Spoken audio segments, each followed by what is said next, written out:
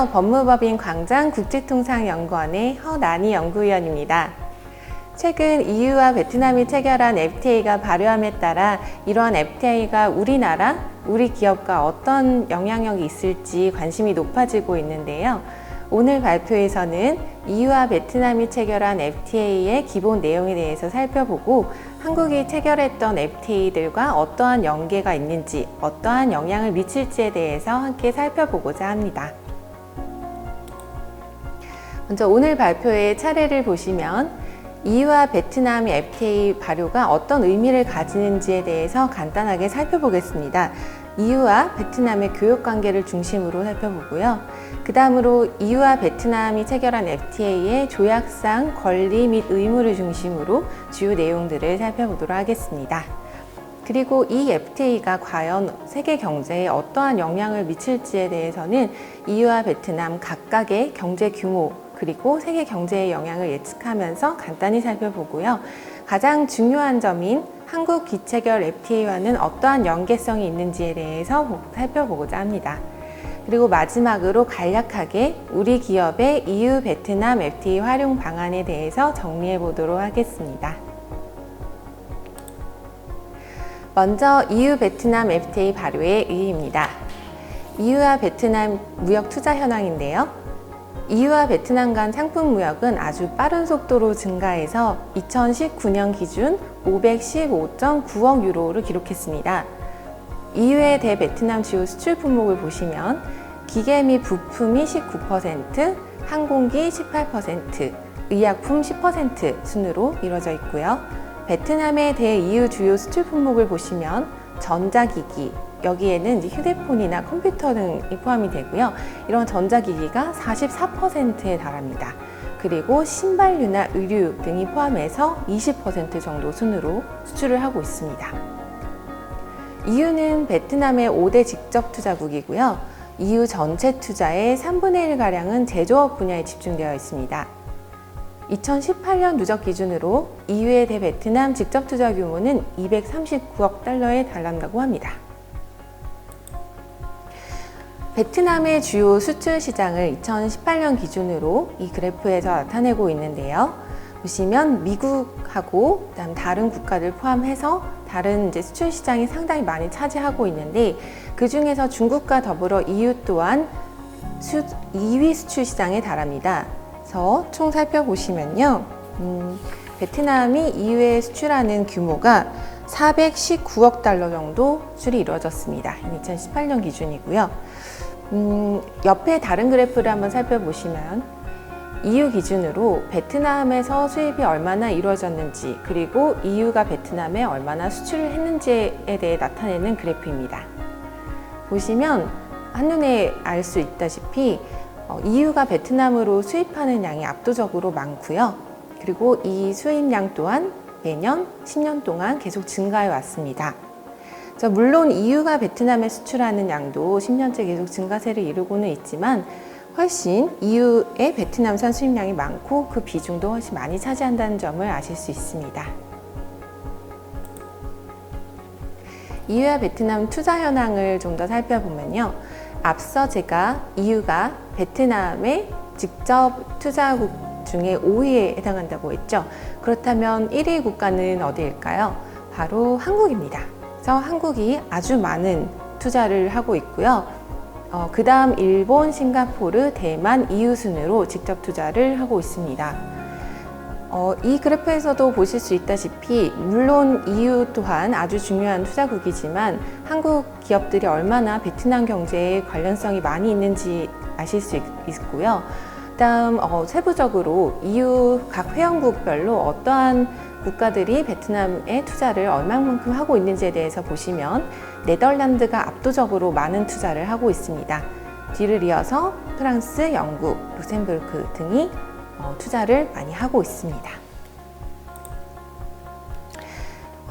다음으로 EU 베트남 FTA가 체결됐는데 이 무역협정이 어떠한 의의가 있는지에 대해서 간략히 말씀드리겠습니다. 2015년에 EU와 베트남 간의 무역협정 협상이 타결이 되었고요. 2019년 6월 달에 서명이 완료되었습니다. 그리고 이 서명된 FTA가 2020년 8월 1일, 바로 최근이죠. 최근 발효되었습니다. 이 FTA의 큰 의미는 EU가 아세안 지역으로의 진출을 확대한다는 점에서 의미가 있고요.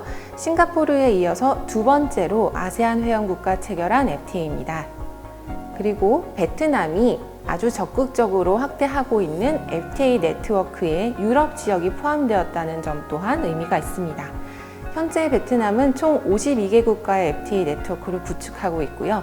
이 네트워크에 대해서는 향후 그 베트남의 경제 규모의 설명을 드리면서 좀 더 자세히 말씀드리도록 하겠습니다.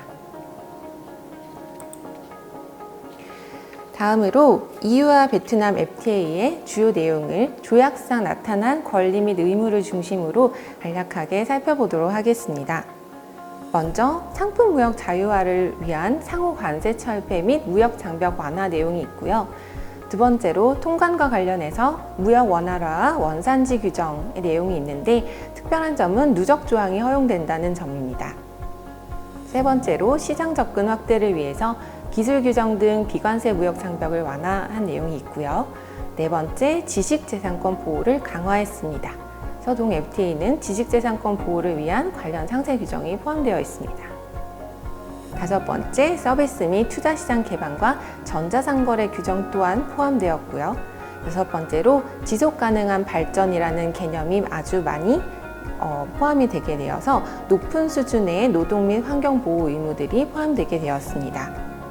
전반적으로 살펴봤을 때 EU가 추구하고 보호하고자 하는 어떤 비경제적 가치들이나 어떤 지대권 보호라든지 그런 가치들이 포함이 되었다는 점에서 EU에게는 이제 아주 이익을 주는 FTA였고요. 또 베트남의 입장에서 봤을 때도 베트남이 상당히 EU 시장에 많이 진출을 하고 있는데 EU 시장의 그런 관세 장벽 등을 완화하면서 좀 더 자유화된 시장에 많은 진출을 할 수 있게 됐다는 점에서 큰 의미가 있습니다. 그럼 상품무역 자유화에 대해서 좀 더 자세히 살펴보도록 하겠습니다. 이 상품무역 자유화 관련해서는 상호 관세 철폐 및 무역 장벽 완화가 주 내용인데요. 양어 내용을 먼저 살펴보시면 EU와 베트남이 각각 관세 양어를 어떻게 했는지 한번 살펴보도록 하겠습니다. 먼저 EU의 경우 이번에 발효된 8월 1일자로 발효된 즉시 철폐돼야 되는 관세의 비중이 품목수 기준으로는 85%, 수입액 기준으로는 70.3% 정도에 대해서 관세를 즉시 철폐하도록 약속하였습니다. 베트남의 경우 상대적으로 좀 적은 비중인데요. 품목수 기준 48.5%, 그리고 수입액 기준 64.5% 정도에 대한 관세를 철폐하도록 하였습니다. 이후 좀 단계적으로 나아가서 7년 내에는 어떠한 양의 상품들에 대해서 관세를 철폐해야 되는지 보시면 EU의 경우 품목수 비중 99.2%에 달하는 관세를 철폐하도록 했고요. 수입액 기준 99.7%에 대해 관세를 철폐하기로 하였습니다. 베트남도 즉시 철폐에 비해서는 훨씬 더 많은 품목과 수입액에 대해서 철폐하게 되어 있는데요. 품목수 기준 91.8%, 수입액 기준 97.1%에 대한 관세를 철폐하도록 되었습니다. EU의 의무는 사실 7년 내 철폐로 7년이면 끝나게 되지만 베트남의 경우 한 단계 더 나아가서 10년째 되는 때까지 품목수 기준 98.3%, 수입액 기준 99.8%에 대한 관세를 철폐하도록 양호하였습니다. 그래서 양국이 모두 거의 99%에 달하는 수준으로 관세를 철폐하게 되고요. 거의 모든 관세를 철폐하는 정도로 보시면 됩니다. 또 한 가지 좀 특별한 점은요. 베트남은 원래 중고 상품의 수입 자체를 금지해 왔습니다. 그런데 이번 EU 베트남 FTA에서는 EU가 추구하는 어떤 환경보호 가치를 존중해서 재생 상품, 어떻게 보면 remanufactured 상품의 경우 중고로도 볼 수 있는데 이러한 상품 또한 기존 동종 상품들과 동등한 대우를 보장할 수 있도록 약속하였습니다. 그리고 베트남이 기존에는 수출 관세라는 것을 가지고 있었습니다. 그런데 이 수출 관세는 사실 WTO에서도 지향하고 있는 관세인데요. 그래서 좀 철폐를 하여야 하는 그런 관세인데 EU 베트남 FTA에서 EU에 대해서는 일부 예외를 제외하고 이러한 수출 관세를 모두 철폐하기로 약속하였습니다. 두 번째로 통관 관련해서 무역 원활화와 원산지 규정이 있습니다. 무역 원활화의 내용은 구체적으로는 통관 절차를 간소화하고 데이터 표준화 등의 약속을 하는 것을 의미하는데요. 간단히 말씀드리면 통관을 좀 더 신속하고 정확하고 투명하게 하도록 약속하는 것입니다. 그리고 원산지 규정의 경우 기본적으로는 EU 싱가포르 FTA와 WTO상의 일반 특혜 관세 GSP상 규정과 유사합니다. EU의 FTA 체결국 중 최초로 베트남은 공산품, 여기서 의약품은 제외됩니다. 공산품에 대해서 Made in EU라는 표기를 인정하게 됐다는 점이 이 원산지 규정상에서는 좀 특별한 점입니다. 보통 이제 Made in France라든지 Made in Germany 이렇게 EU 개별 회원국을 특정해서 원산지를 표기하게 돼 있는데요. EU를 하나의 경제 공동체로 인정을 하고 Made in EU라는 표기도 인정하게 됨으로써 EU의 입장에서는 좀 더 통합된 원산지를 쓸 수 있게 되었습니다. 그리고 EU와 베트남이 체결한 다른 FTA들을 고려해서 여개국산의 특정 품목에 한해서 예외적으로 원산지 누적 조항을 허용하였습니다. 이는 구체적으로 원산지 상품에 관한 의정서 제4조의 상세 규정에 나타나 있습니다. 우리나라와 연결된 점에 대해서는 추후 한국 기체결 FTA와의 연계성에 대해서 조금 더 설명을 드리고요. 하나 예를 들자면 베트남 외에 EU와 FTA를 체결한 아세안 회원국, 지금은 싱가포르죠. 싱가포르산 오징어 및 문어에 대해서 누적 조항을 인정하게 되었습니다. 세 번째로 시장 접근 확대를 위한 기술 규정 등 비관세 무역 장벽 완화입니다. 기술 무역 장벽, Technical Barriers to Trade를 하죠. 기술 무역 장벽은 상당히 많은 국가들, 특히 개발도상국들에게 관세 인하라는 약속을 피해서 무역 장벽을 세울 수 있는 도구로 활용이 되었었는데요. EU 베트남 FTA에서는 이러한 기술 무역 장벽을 상당 부분 완화하고 국제 표준 수준으로 그 국제 표준 수준을 기준으로 해서 기술 규정을 조화할 수 있도록 도모하였습니다. 그래서 기술 규정에 있어서는 WTO TBT-위원회가 권고한 영향평가 실시에 합의하도록 하였고요. 특히 베트남의 기술무역 장벽이 조금 문제가 되었는데 베트남의 경우 동 FTA를 통해서 자동차, 부품 및 의약품에 대해 고유의 기술 장벽을 폐지하고 국제 표준에 합치되는 기준 및 절차를 채택할 것을 약속했습니다. 또 다른 비관세 무역 장벽으로 위생 및 검역 조치가 있는데요. EU의 엄격한 기준과 조화될 수 있도록 도모하였습니다. 그래서 모든 EU 회원국산에 대해서는 동일한 수입 조건을 부여하기로 하였고 EU의 정책에 부합하는 동물 복지에 대한 협력을 강조하였습니다. 이 내용은 한EU FTA에서도 논의되었던 내용인데요.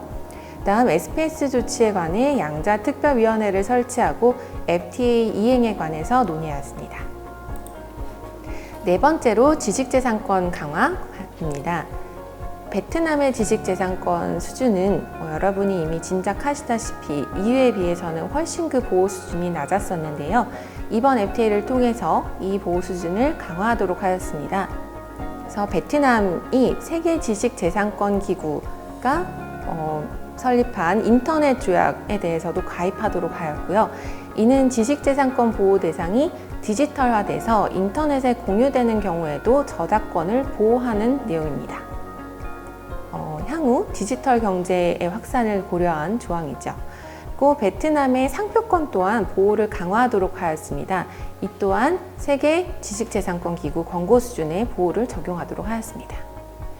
그리고 EU가 또 상당히 중요시 여기는 내용이 지리적 표시입니다. EU는 아시다시피 어떤 와인, 샴페인 종류나 치즈 종류와 같이 많은 지리적 표시를 보호하고 있는데요. EU와 베트남 양국이 보호 대상 목록에 합의하였습니다. 그래서 EU는 169개, 그리고 베트남은 39개의 지리적 표시 목록을 합의하였습니다. 여러분 잘 아시는 샴페인이나 고다 블루치즈에 대해서 EU의 GI가 인정이 됐고요. 그리고 베트남이 등록하고자 하는 지리적 표시 중에서는 사실 저희에게 매우 친숙한 내용들은 없지만 대표적으로 베트남이 커피의 국가라고 불리잖아요. 그래서 부온마톳이라는 커피의 도시라고 불리는 곳이 있는데 그곳에서 생산된 원두에 대해서도 지리적 표시를 인정하도록 목록에 추가되었습니다. 다섯 번째로 서비스 및 투자시장 개방과 전자상거래 규정입니다. 전반적으로 WTO에서 양호된 수준보다 심화된 상호 서비스 투자시장 개방을 약속했고요. 서비스 교역의 경우 EU GDP의 70%를 차지하고 베트남 GDP의 40%를 차지하는 매우 중요한 분야입니다. 따라서 동 분야에 대해서 좀 더 시장이 개방됐다는 점이 상호 간 교역 관계에 있어서 많은 영향을 미칠 것으로 보입니다. 그리고 베트남은 WTO에서보다 더 많은 서비스 분야에 대해서 양호했는데요. 예를 들어 컴퓨터 서비스, 환경 서비스, 유통 서비스, 금융 서비스 등입니다.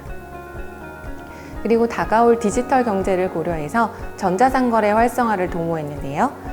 전자적 전송물 무관세화를 명시화하였고 기술 협력을 약속했습니다.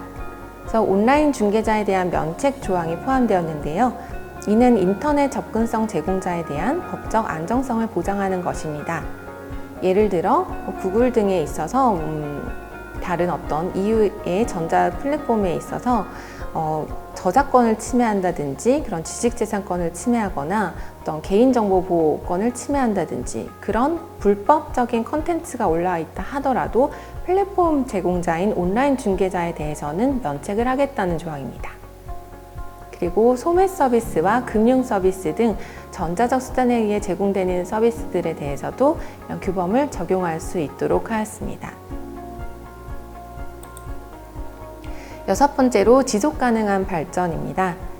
이 개념은 높은 수준의 노동 및 환경 보호 의무를 포함하는 것인데요. 먼저 노동권에 대해서 보시면 국제노동기구 협약의 2항에 따른 노동기준을 강화하였습니다. 여기에는 집회의 자유, 집단협상의 자유, 아동노동 착취 금지 등이 있죠. 여러분 잘 아시는 스웨덴에 본고지를 둔 H&M이라는 의류기업이 한 4, 5년 전에 베트남에서 14살 아동의 노동을 착취해서 이것이 아동노동 착취가 아니냐라는 또 문제가 된 적이 있는데요. 이런 식으로 베트남에서 좀 노동 기준이 많이 약화돼 있고 EU가 추구하는 수준 정도의 노동 기준이 보장이 안 돼 있었기 때문에 EU는 이번 FTA를 통해서 베트남의 노동 기준을 강화하고자 하였습니다. 그리고 환경과 관련해서는 UN 생물 다양성 협약, 그리고 UN 야생동식물 거래 협약, UN 기후변화 협약 등의 국제 환경 조약에서 추구하는 규범들을 준수하도록 의무화하였습니다. 어떤 경제적 가치, 무역 자유화를 추구하는 FTA에서 이런 비경제적인 노동권, 환경권 등의 가치를 함께 포함시켰다는 점이 EU가 추구해온 FTA 정책과 상응하는 것입니다. 그리고 투자 분야에서는 지속 가능한 발전을 위한 기업의 사회적 책임을 강조하였고요. OECD 가이드라인 등 국제 원칙에 따른 기업의 사회적 책임과 공정하고 윤리적인 교육 등의 규범을 포함하였습니다. 그럼 이러한 EU 베트남 FTA가 세계 경제에는 어떠한 영향을 미칠지 한번 살펴보도록 하겠습니다. 먼저 EU와 베트남 각각의 경제 규모를 좀 살펴보면요. EU는 여러분이 잘 아시다시피 매우 많은 인구를 포함하고 있는 거대 시장입니다. 주요 경제 현황을 보시면 1인당 GDP가 36,543달러에 달하고 국내 총생산이 18조 7,050억 달러에 달하는 아주 큰 거대 시장입니다. 다만 특이한 점은 이제 올해 1월 31일 기준으로 영국이 브렉시트로 탈퇴를 함으로써 현재 27개 회원국으로 이루어져 있고요. 여러 핵심 기구를 통해서 하나의 경제 주체를 구성하고 있습니다. EU 교역 현황을 보시면 첫 번째로 자동차나 의약품 등에 대한 품목을 많이 수출하고 있고요. EU 역외 수출 대상 국가의 10대 목록을 보시면 한국이 8위에 차지할 정도로 한국과 교역 관계가 상당히 깊습니다. 그리고 EU의 역외 수입 품목을 보시면 석유나 무선통신기기를 수입을 하고 있고요. 그리고 여기서도 역의 수입 대상 국가를 보시면 한국이 8위를 차지하고 있죠. 다만 여기서 보시다시피 베트남은 이 10대 이후 역의 수출 수입 대상 국가에 포함되지는 않습니다. 그래서 오히려 베트남의 입장에서 EU 시장이 좀 더 중요한 비중을 차지한다고 보실 수 있겠습니다. EU의 통상 정책과 FTA 전략을 간략히 말씀드리면 EU는 최근 양자 간 FTA에서 EU 규범을 적극적으로 확산하고자 노력했습니다. 그래서 한EU FTA에서는 자동차 부문의 안전기준 및 환경기준, 전기전자 적합성, 공급자 적합성 선언, 노동환경규약 분야 등에서 EU 규범을 확산하고자 노력했고요. 이러한 노력은 EU 캐나다, 세타, EU 베트남 FTA 등에서 계속되었습니다. 그리고 지속적으로 FTA에서 무역과 지속가능한 발전에 대한 논의를 포함시키고 있습니다. 최근 EU 신정부는 FTA 내 지속가능한 개발, 환경분야 목표 이행을 강조하고 효과적인 이행을 위해 통상감찰관직을 신설키로 하였습니다. 그 다음 베트남에 대해 보시면 베트남 또한 매우 큰 시장이고요. 국내 총생산도 2,616억 달러에 달하는 국가입니다. 하지만 베트남이 세계 경제에 있어서 더 크고 중요한 의미를 갖게 된 점은 바로 아세안의 회원국이라는 것입니다. 2015년 출범한 아세안 공동체는 베트남을 포함해서 10개 회원국으로 이루어져 있고요. 동남아시아를 아우르는 큰 거대 시장을 통합하였다는 점에서 매우 큰 의미가 있습니다. 베트남의 주요 교역 상대국을 보시면 압도적으로 미국이 많지만 EU도 2위에 해당하는 것을 보실 수 있죠. 그래서 260억 유로 정도의 교역을 하고 있고요. 동 그래프에서 보시다시피 우리나라 또한 만만치 않게 많은 교역을 하고 있음을 아실 수 있습니다. 베트남의 통상 정책과 FTA 전략은 기본적으로 적극적인 FTA 체결 및 활용을 통해서 여타 동남아 국가에 비해 우수한 대외시장 접근성을 확보하고자 하는 것입니다. 최근 발효된 CPTPP의 경우도 베트남의 주력 수출 품목군인 전자제품, 의류 및 봉제 제품 등이 FTA 미체결 국가였던 멕시코, 캐나다, 페루로 수출 확대를 할 수 있게끔 해준 기반이 된다는 점에서 매우 큰 활용을 할 수 있게 되었고요. EU 베트남 FTA 발효를 통해서 2020년도 베트남의 대-EU 수출이 20% 증가할 것으로 예측되었습니다. 이처럼 베트남은 양자 및 다자 간 FTA에 적극적으로 참여하면서 이를 통한 수출 확대 및 외국인 투자 유치를 장려하고자 하고 있습니다. 베트남의 FTA 네트워크를 보시면 먼저 베트남이 단독으로 체결한 FTA들은 일본과 칠레, 한국, EAEU, 유라시아 경제연합이고요. CPTPP, EU 등입니다. 그런데 아세안까지 확장해서 보시면 아세안 또한 한국과 일본과 FTA를 체결했고요. 중국, 호주, 뉴질랜드, 인도, 홍콩 등과도 FTA를 체결했습니다. 베트남이 단독으로 체결한 FTA들도 상당수이기 때문에 그 네트워크도 상당하지만 아세안의 회원국이라는 점에서 아세안이 기체결한 FTA들과도 네트워크를 형성할 수 있게 되었습니다. 아세안도 지금 RCEP의 협상에 참여하고 있고요. 베트남도 RCEP뿐 아니라 에프타, 이스라엘, 파키스탄, 우크라이나 등의 국가들과 함께 단독 FTA를 협상 중에 있습니다. 가장 중요한 FTA, 메가 FTA라고 불리는 RCEP과 CPTPP에 대해서 잠시 살펴보면요. RCEP은 역내 포괄적 경제 동반자 협정으로서 아시아 국가들을 포함해서 16개국이 참여하고 있습니다. 2019년에 인도를 제외하고 15개 국가가 협정문에 대해서는 잠정적으로 서명했지만 아직 정식 서명과 발효를 위해서 2020년 현재 협상이 진행 중이고요. CPTPP의 경우 포괄적 점진적 환태평양 경제 동반자 협정으로서 11개국이 참여를 했습니다. 동협정의 경우 이미 2018년 12월 30일 날 발효를 해서 지금 그 효과를 보이고 있는 중입니다. 이 지도에서 보시다시피 RCEP과 CPTPP는 아시아와 북미, 그다음에 환태평양 지역을 아우르는 매우 큰 메가 FTA로서 경제 통합을 도모하고 있는데요. 보시면 일본, 베트남, 말레이시아, 브루나이, 호주, 뉴질랜드, 싱가포르 국가들은 이 RCEP과 RCEP과 CPTPP에 모두 참여를 하고 있습니다. 여기서 베트남이 얼마나 큰 FTA 네트워크를 확보할 수 있게 될지 짐작하실 수 있습니다. 그럼 다음으로 가장 중요한 이러한 EU와 베트남이 체결한 FTA가 우리나라가 체결했던 FTA와 어떤 연계가 있을지에 대해서 살펴보도록 하겠습니다. 먼저 가장 큰 장점은 EU로 확장된 베트남과 아세안의 FTA 네트워크에 우리나라가 연결될 수 있다는 점입니다. 베트남과 아세안 회원국들 중 일부는 이미 CPTPP 회원국이고 아세안 회원국들은 RCEP 협상에 참가하고 있습니다. 향후 EU는 아세안 및 아시아 지역과의 무역 및 투자를 확대할 것으로 전망되고요. 한 EU, 한 싱가포르, 한 베트남과 더불어서 한 아세안 FTA를 통해 한국과의 FTA 연계성이 매우 강화될 것으로 보입니다. 그리고 이러한 FTA 네트워크 확장을 통해서 우리나라, 우리 기업들이 글로벌 가치 사슬의 효율성을 강화할 수 있고 FTA 간의 연결성으로 인해서 관세 혜택이 확장될 수 있을 것입니다.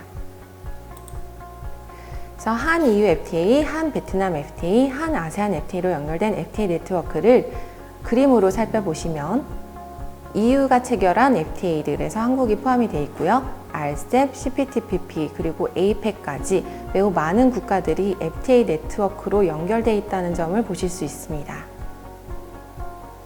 그럼 구체적으로 EU 베트남 FTA에서 한국 기체결 FTA와 어떻게 연결이 되는지 살펴보겠습니다. 가장 큰 특별한 점은 EU FTA에서 원산지 누적 규정을 적용하고 있다는 점입니다. 이 원산지 누적 규정이란 다른 쪽 당사자를 원산지로 하는 재료를 결합해서 당사자 내에서 제품이 획득된 경우 그러한 제품은 그 당사자가 원산지로 간주된다는 것입니다. EU 베트남 FTA에서는 한 EU FTA, 한 베트남 FTA 조건을 충족한 한국산 직물이 베트남에 수출돼서 현지에서 의류로 가공 후 EU로 수출되는 경우에도 베트남산으로 인정이 가능합니다. 즉 영내산으로 인정이 돼서 관세 철폐의 대상이 되는 것인데요.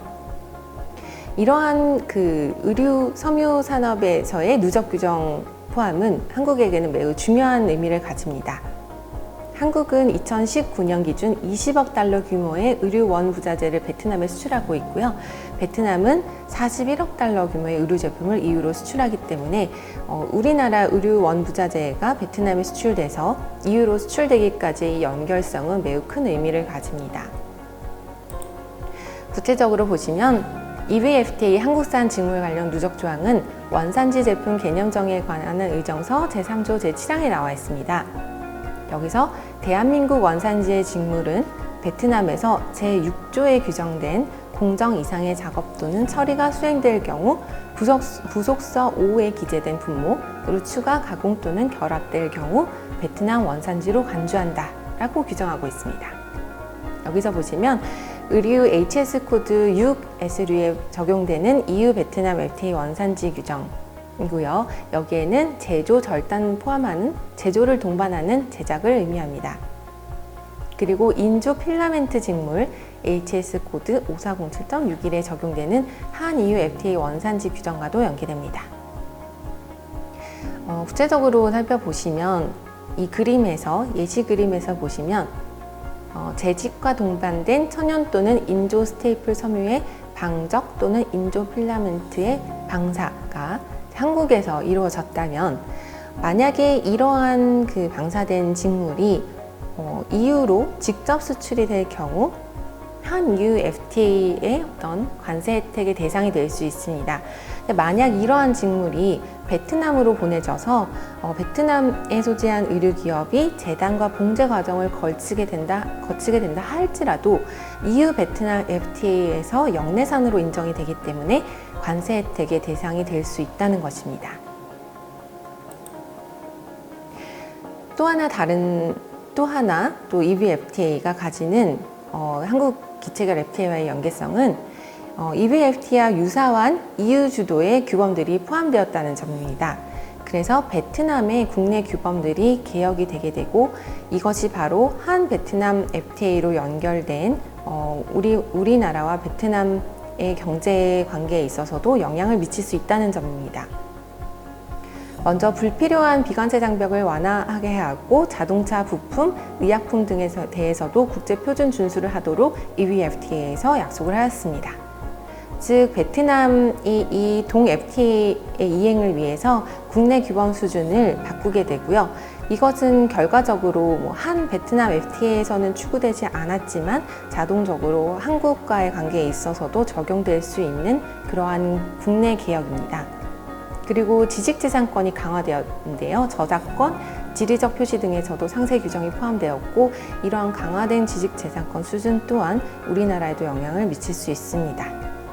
그리고 지속가능한 발전 관련 규범에 대해서도 ILO 선언상 핵심 노동 기준 그리고 UNFCCC 등 국제 환경 규범 이행을 약속했는데요.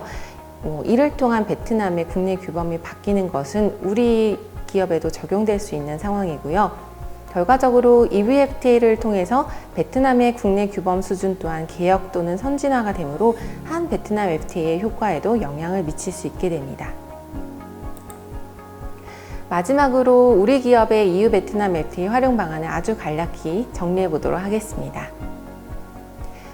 한 문장으로 요약을 드리자면 베트남 진출 우리 기업들이 글로벌 가치 사슬을 적극적으로 활용할 수 있게 되었다는 점입니다. EU 시장이 확대되었고 EU 아시아 지역 FTA 네트워크가 확대됨을 통해서 이 EU 베트남 FTA를 통해 베트남산에 대하여 EU의 고율 관세가 철폐되고 한국 기업이 생산하는 베트남산 섬유, 신발, 소비재 등 또한 EU 시장으로 수출이 증대가 가능합니다.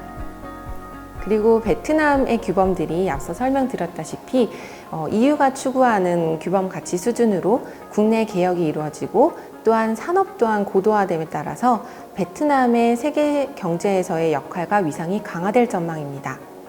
따라서 베트남 내에서 우리 기업이 구축한 글로벌 가치 사슬이 크게 확장되고 섬유 및 신발 외에 다른 산업의 투자 확장에 대해서도 긍정적으로 고려할 수 있게 되었습니다.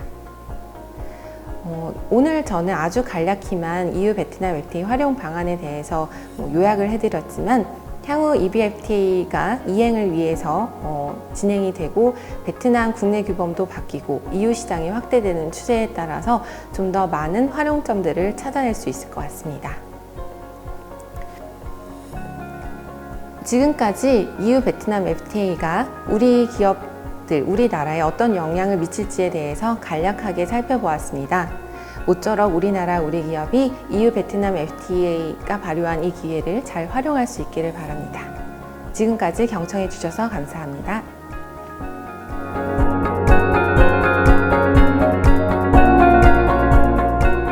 안녕하십니까. 코트라 하노이 무역관 FTA 활용지원센터 김태용 관세사입니다.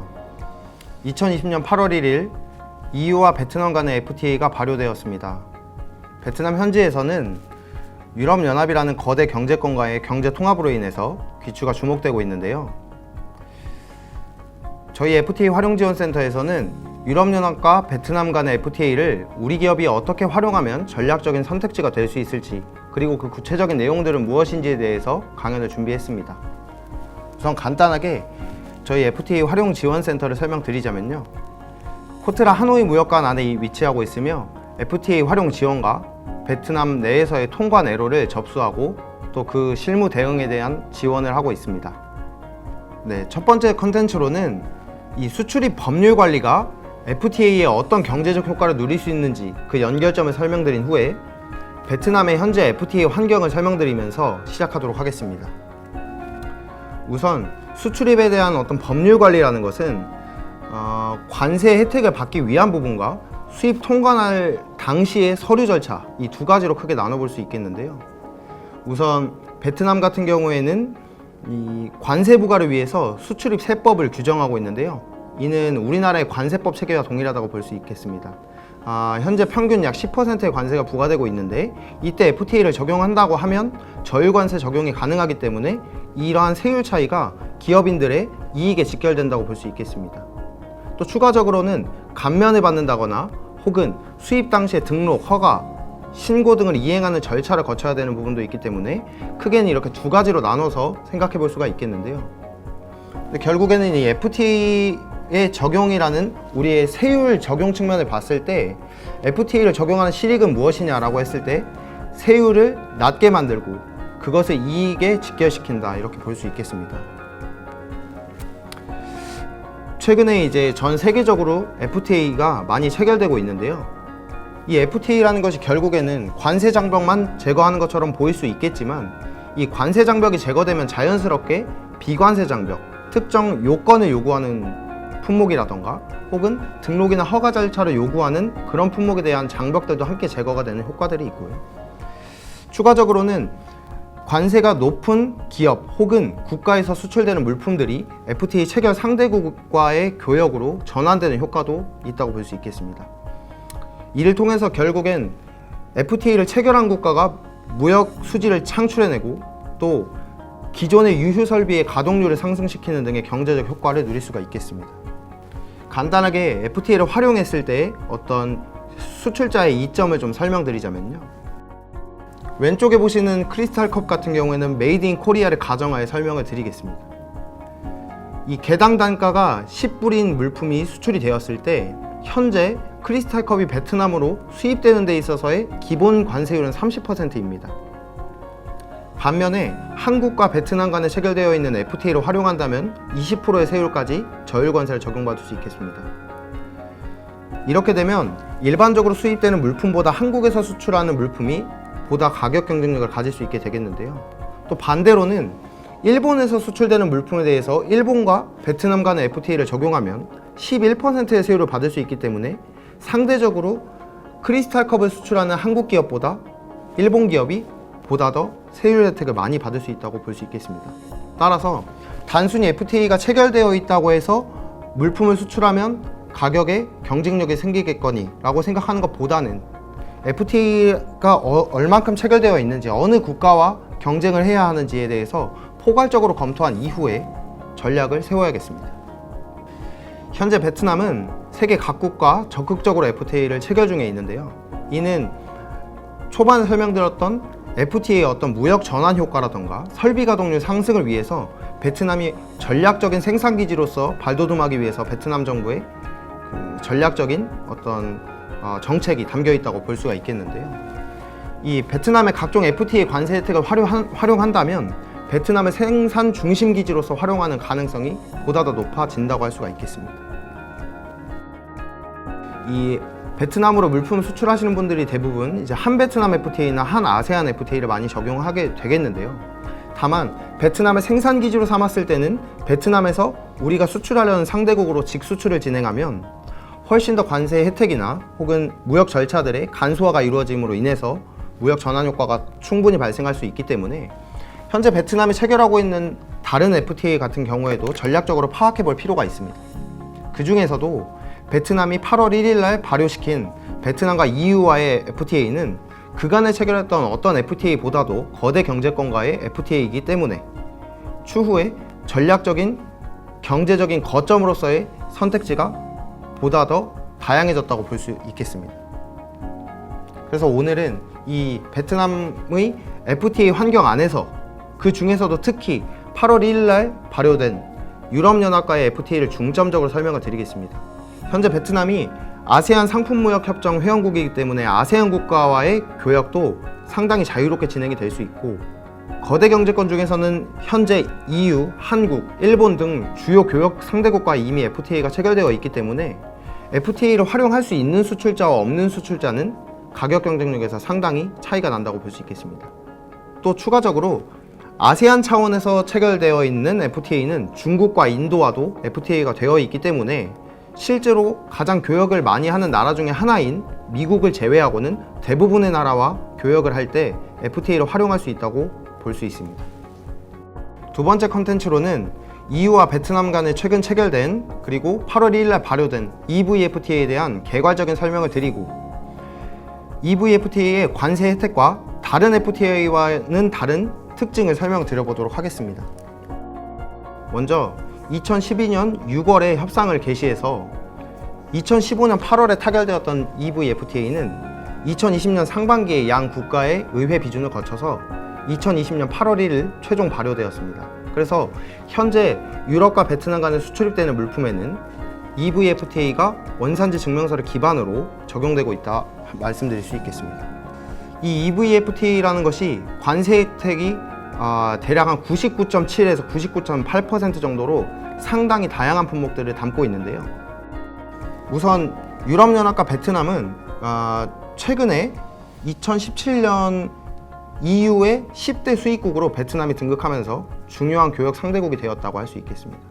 그 중에서도 유럽연합의 대베트남 주요 수출 품목은 설비나 기계류, 화학제품 같은 고부가가치 산업을 담고 있다고 한다면, 베트남의 대-EU 주 수출 품목은 휴대폰, 반도체, 신발, 의류 등 다양한 품목들이 포함되어 있다고 볼 수 있겠는데요. 이 중에 휴대폰이나 반도체가 포함되어 있는 이유는 우리나라의 삼성전자 같은 대기업군이 베트남을 생산기지로 활용하고 있기 때문이라고 볼 수 있겠고요.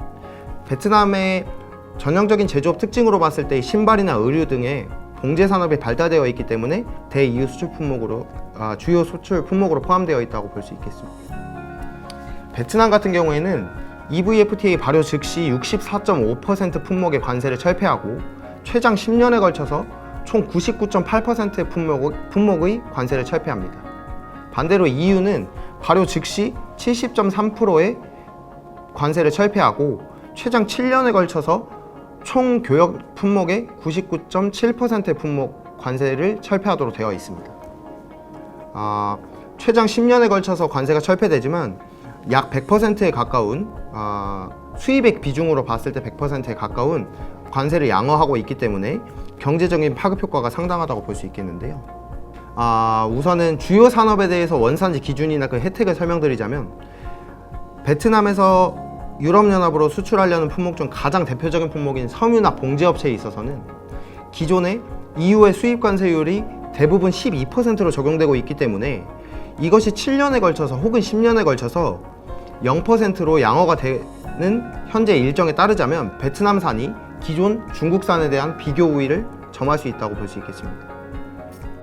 다음으로는 섬유 완제품 이전에 생산이 되는 섬유 원단에 대해서는 베트남은 주로 섬유 원단을 수입산에 의존하고 있었는데요. 그 중에서도 중국이나 한국, 대만산을 주로 많이 수입해서 사용합니다.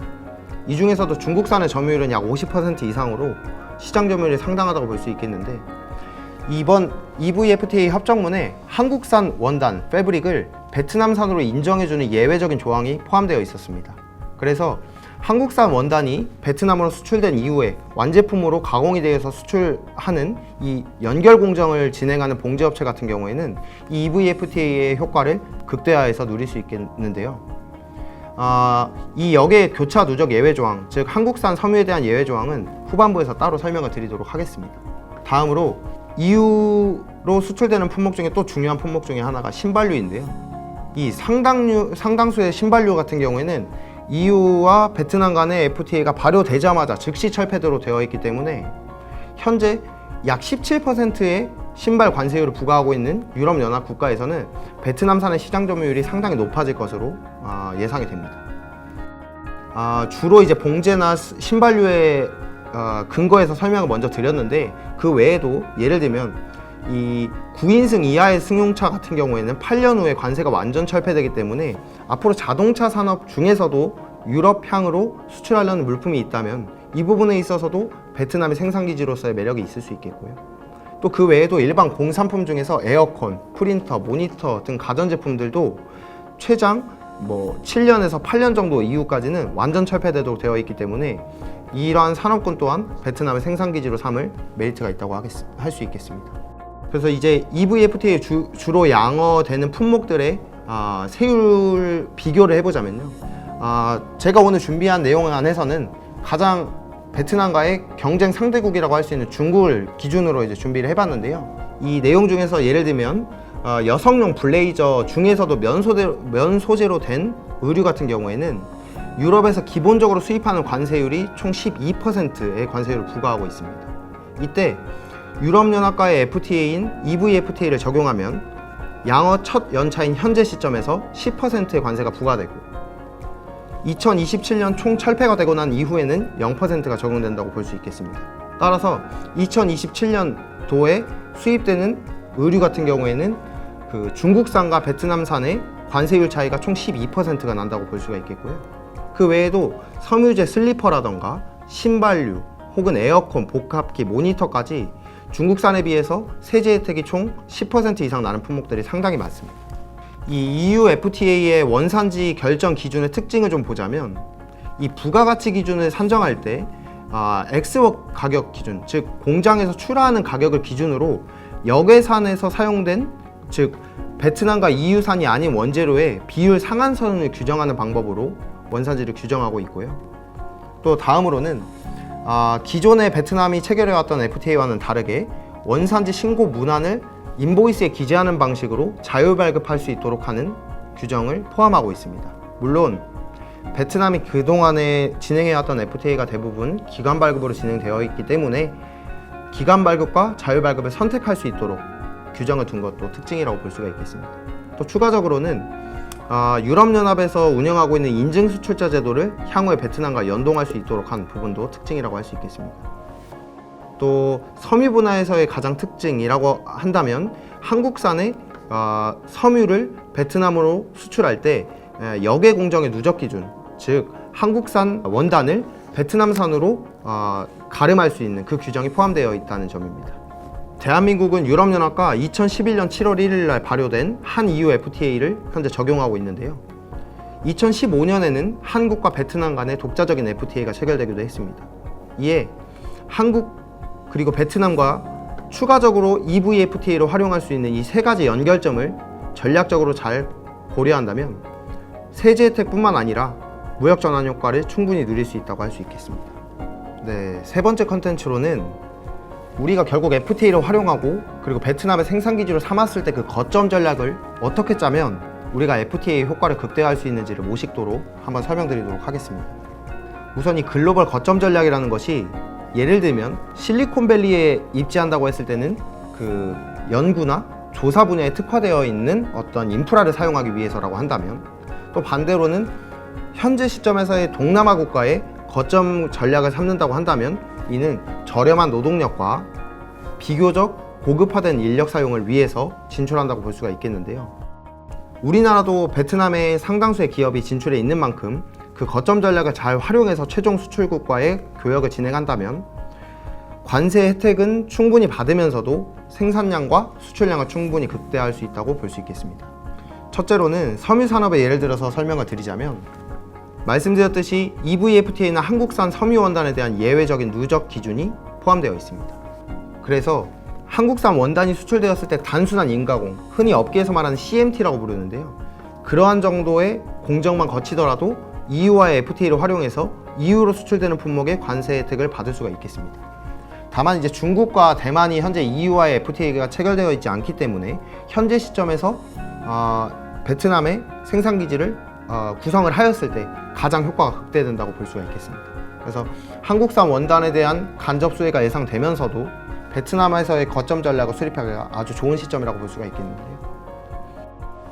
예시를 들어서 좀 설명을 드리자면, 베트남 원재료를 100% 사용을 해서 의류를 만들어 수출을 할 때는 당연히 물품의 원산지가 베트남이기 때문에 EVFTA를 적용할 수가 있겠습니다만, 문제는 뭐냐, 이 원단이라는 것이 생각보다 그 고부가가치 산업이고 높은 기술을 요구하는 경우가 많기 때문에 베트남에서는 실제 이 원단이라는 것을 직접 제조할 수 있는 능력을 가진 업체가 많지가 않습니다. 그래서 현재로서는 중국산을 가장 많이 수입하고 그 다음으로는 한국산을 수입하고 마지막으로는 대만산이나 일본산을 수입해서 사용한다고 볼 수 있습니다.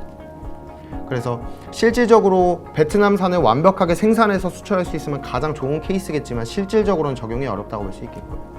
현재 점유율 50% 이상 차지하고 있는 중국산 원단이 들어온다고 가정을 했을 때 중국과 아세안 국가 간에는 FTA가 체결되어 있기 때문에 물론 베트남으로 수입될 때는 원단에 대해서 FTA를 적용받을 수 있겠지만, 문제는 중국산 원단을 수입해서 베트남에서 가공을 하더라도 중국산, 한마디로 외산 원재료를 너무 많이 사용했기 때문에 베트남산으로 원산지 인정을 받기가 어렵습니다. 이 경우에는 중국산으로 판정이 나는 경우에 EU로 수출이 되더라도 관세의 12%를 부담해야겠고요. 물론 베트남산으로 판정될 수 있는 충분한 공정을 거친다거나 베트남산 원재료를 부가해서 만든다면 그때도 유럽연합과의 FTA를 활용할 수가 있겠습니다. 그런데 이 마지막으로 한국산 직물을 베트남으로 수입하는 경우에는 한국산 원재료를 베트남산으로 봐주겠다라는 예외 조항이 들어있기 때문에 이 조항을 활용하면 마치 케이스 1번에서의 베트남산 100%를 사용한 의류처럼 한국산 원단을 사용했음에도 불구하고 원산지 기준을 충족하기가 상당히 용이하고, 그렇게 되면 베트남산으로 판정받은 해당 의류가 EU로 수입될 때 0%의 세율을 적용받을 수가 있다라고 말씀드릴 수 있겠습니다. 그래서 결국에는 역외산 원단을 사용하냐 영내산 원단을 사용하냐 이 차이점에 의해서 이 12% 평균 12%의 관세율 차이가 발생하게 되는데, 이때 한국산 원단을 사용하게 되면 이 FTA 거점 전략이 극대화된다고 할 수 있겠습니다. 다음으로 간략하게 전기전자 산업을 예를 들어서 설명을 드리자면요, 기존에 베트남에서 단순 조립 공장을 운영하던 업체가 있었다고 한다면 아마도 베트남의 저렴한 노동력, 임금을 활용하기 위해서 이 공장을 설립했을 겁니다. 다만 이렇게 단순 조립을 하는 경우에는 FTA 협정에서 그 원산지 기준을 충족하지 못하는 것으로 일반적으로 보기 때문에 이 경우에는 베트남산으로 인정받을 수 있는 확률이 상당히 낮고, 이 경우에 만약 모니터를 수출하는 기업이 있었다고 한다면 현재로서는 14%의 관세를 부담해야 된다고 할 수 있겠습니다. 다만 역외에서 조달하는 어떤 원재료들이 있다고 하더라도 베트남산 혹은 베트남 안에서의 조달받은 원재료들이 있어서 이 베트남과 유럽연합 간의 FTA 안에 포함되어 있는 원산지 기준을 충족할 수만 있다면, 그런 전략을 수립한 이후에 FTA를 적용한다면 모니터 같은 경우에는 최대 8년 내에 0%로 현재 철폐가 되도록 스케줄이 나와 있기 때문에 이때 베트남으로 원산지만 인정받으면 총 14% 이상의 마진이 추가적으로 남는다, 이렇게 볼 수가 있겠습니다. 이렇게 거점 전략을 활용하면 FTA 활용도를 극대화시키면서도 이윤을 충분히 창출해낼 수 있다고 말씀드릴 수 있겠습니다. 자, 이번 네 번째 컨텐츠는 그 EVFTA의 본격적인 내용에 대해서 설명을 좀 드려볼까 하는데요. 우선 FTA 적용에 대해서 설명드리기에 앞서 FTA의 기본적인 이론을 먼저 설명드리고, FTA의 가장 중요한 두 가지 기준 중에 첫 번째, 원산지를 결정하는 원산지 결정 기준과 두 번째로는 그 원산지가 결정된 이후에 서류로서 어떻게 입증할 것인가 하는 원산지 증명 서류에 대해서 나눠서 설명을 좀 드리겠습니다. 먼저 말씀드렸던 것처럼 FTA라는 것이 무역전환 효과나 어떤 설비 가동률 상승 같은 경제에 직접적인 효과를 준다고 할 수가 있겠는데요. 이 FTA 하면 아마 가장 많이 들어보셨을 것 같은 단어가 이제 원산지입니다. 이 원산지라는 것이 메이드 인 차이나, 메이드 인 코리아처럼 우리에게는 좀 익숙한 개념이기는 하지만, 원산지라는 것이 어떨 때 원산지로 인정받을 수 있느냐, 이런 것들이 항상 논란이 될 수가 있는데요. 이 원산지라는 것이 사실상 물품의 국적을 나타내기 때문에 마치 외국인이 다른 나라에 입국을 하려고 하면 신분증으로 국적을 증명해야 되듯이, 물품이 외국에서 수입되면서 FTA를 적용받고 싶으면 그때 원산지 증명이 필요하다고 할 수 있겠습니다. 해서 FTA의 핵심적인 적용 요건은 결국 원산지이고, 그 원산지는 물품의 국적이기 때문에 그 국적을 증명하는 서류인 원산지 증명서가 필요하다라고 말씀드릴 수 있겠습니다. 근데 사실 사람마다 좀 다를 수는 있겠지만 이중 국적자도 있고, 거주성에 따라서는 장기 체류자가 있을 수도 있고 이민을 간 사람이 있을 수도 있겠는데, 이런 모호한 어떤 원산지 기준을 명확하게 해주는 것이 원산지의 결정 기준입니다. 이는 FTA마다, 그리고 그 안에서도 HS 코드마다 모두 상이하게 규정을 하고 있기 때문에 우리가 명확하게 공부를 하고 진행을 해야 됩니다. 우선 FTA에 대해서 설명을 본격적으로 드리기에 앞서서 우리는 HS 코드라는 것을 조금 이해할 필요가 있습니다. 이 HS 코드라는 것이 원칙상 원래 불렸던 명칭은 통일 상품명 및 부호 체계에 관한 국제 협약이라고 해서, 이 국제적으로 상품을 교역하는 데 있어서 혼동을 막기 위해서 처음에는 체결한 그런 협약이라고 볼 수가 있겠습니다. 이 기본적인 HS 협약은 앞에 6단위까지를 국제 공통으로 협약을 체결하고 있기 때문에 앞에 6자리까지 사용되는 HS 코드는 어느 나라에 가도 사실상 동일하다라고 볼 수가 있겠고요. 거기에 세부적인 분류를 위해서 우리나라는 HSK라는 HS 코드의 10단위를 사용하고 있고, 베트남과 유럽연합은 8단위 숫자를 사용하고 있습니다. 이 중에서 가장 중요한 건 이제 FTA라는 것에 기본적으로 6자리 세계 공통 코드를 기준으로 해서 협정이 맺어진다라는 걸 이해하시면 좋겠는데요. 그래서 이 협정문 안에 보시듯이 FTA라는 것의 세부적인 내용들은 다 HS 코드 6자리를 기반으로 해서 작성이 되고 있습니다. 물론 베트남과 EU 같은 경우에는 세부적인 두 자릿수를 더해서 8자리로 진행하고 있기 때문에 그 추가적인 확인은 이제 국내 법률에 따라서 확인을 하셔야겠고요.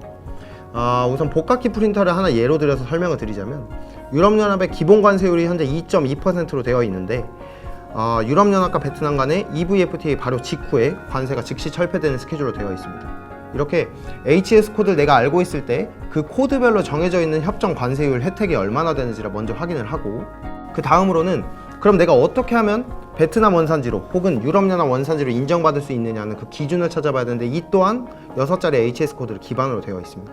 예를 들면 이 복각기 프린터 같은 경우에는 HS 코드가 베트남 혹은 유럽에서 6단위를 기준으로 변경이 되었거나, 혹은 유럽과 베트남 역외에 원재료가 70% 이하로 사용될 것을 기준으로 하고 있습니다. 그래서 결과적으로는 이 HS 코드라는 것을 기반으로 원산지 결정 기준과 세율 차이를 확인할 수가 있다고 말씀을 드렸는데요. 이 FTA를 결국 적용하기 위해서는 두 가지만 기억하시면 됩니다. 첫째로는 과연 내가 이 원산지 결정 기준을 충족을 할 수 있을지 없을지 여부랑, 만약 충족을 한다면 서류로서 어떻게 입증할지, 이 두 가지라고 볼 수 있겠습니다. 이 원산지 결정 기준이라는 것이 한 국가에서 완벽하게 생산이 됐다고 한다면 가장 좋겠지만, 현실의 경제 안에서는 한 국가에서 완벽하게 생산되는 것은 사실상 불가능에 가깝기 때문에 대부분의 그 수출자들은 이 두 번째 나와 있는 실질적인 변형 기준을 사용한다라고 할 수 있겠습니다. 이 중에서도 이 세 번 변경 기준이라던가 부가가치 기준이 가장 많이 사용되는데요. 세 번 변경 기준은 HS 코드가 변경이 되면 원산지로 인정하는 기준이고, 부가가치 기준 같은 경우에는 특정 퍼센테이지의 부가가치를 해당 국가에서 산출해냈는지 혹은 못했는지를 기준으로 판단하게 됩니다. 또 이러한 기준들의 예외적인 사항으로서 어떤 보충 기준으로 누적 기준이나 중간재 혹은 포장용기나 최소 허용 물품 같은 것들을 규정을 별도로 두고 있어서 반드시 세 번 변경 기준이나 부가가치를 충족하지 못한다고 하더라도 약간의 예외적인 부분도 두고 있다라고 볼 수 있겠습니다. 우선 지금부터는 이제 원산지 결정 기준 중에서도 이제 EVFTA 협정문에 근거해서 어떤 내용을 담고 있는지를 설명드릴 텐데, 이 부분은 교환을 통해서 확인하시거나 추가적으로는 저희가 이제 가이드라인을 나중에 배포를 할 텐데, 그때 내가 활용하려는 물품의 원산지 기준에 맞게 추후에 공부하시면서 확인하면 되기 때문에 오늘은 이런 기준들이 갖고 있는 의미에 대해서 좀 설명을 드리고자 합니다.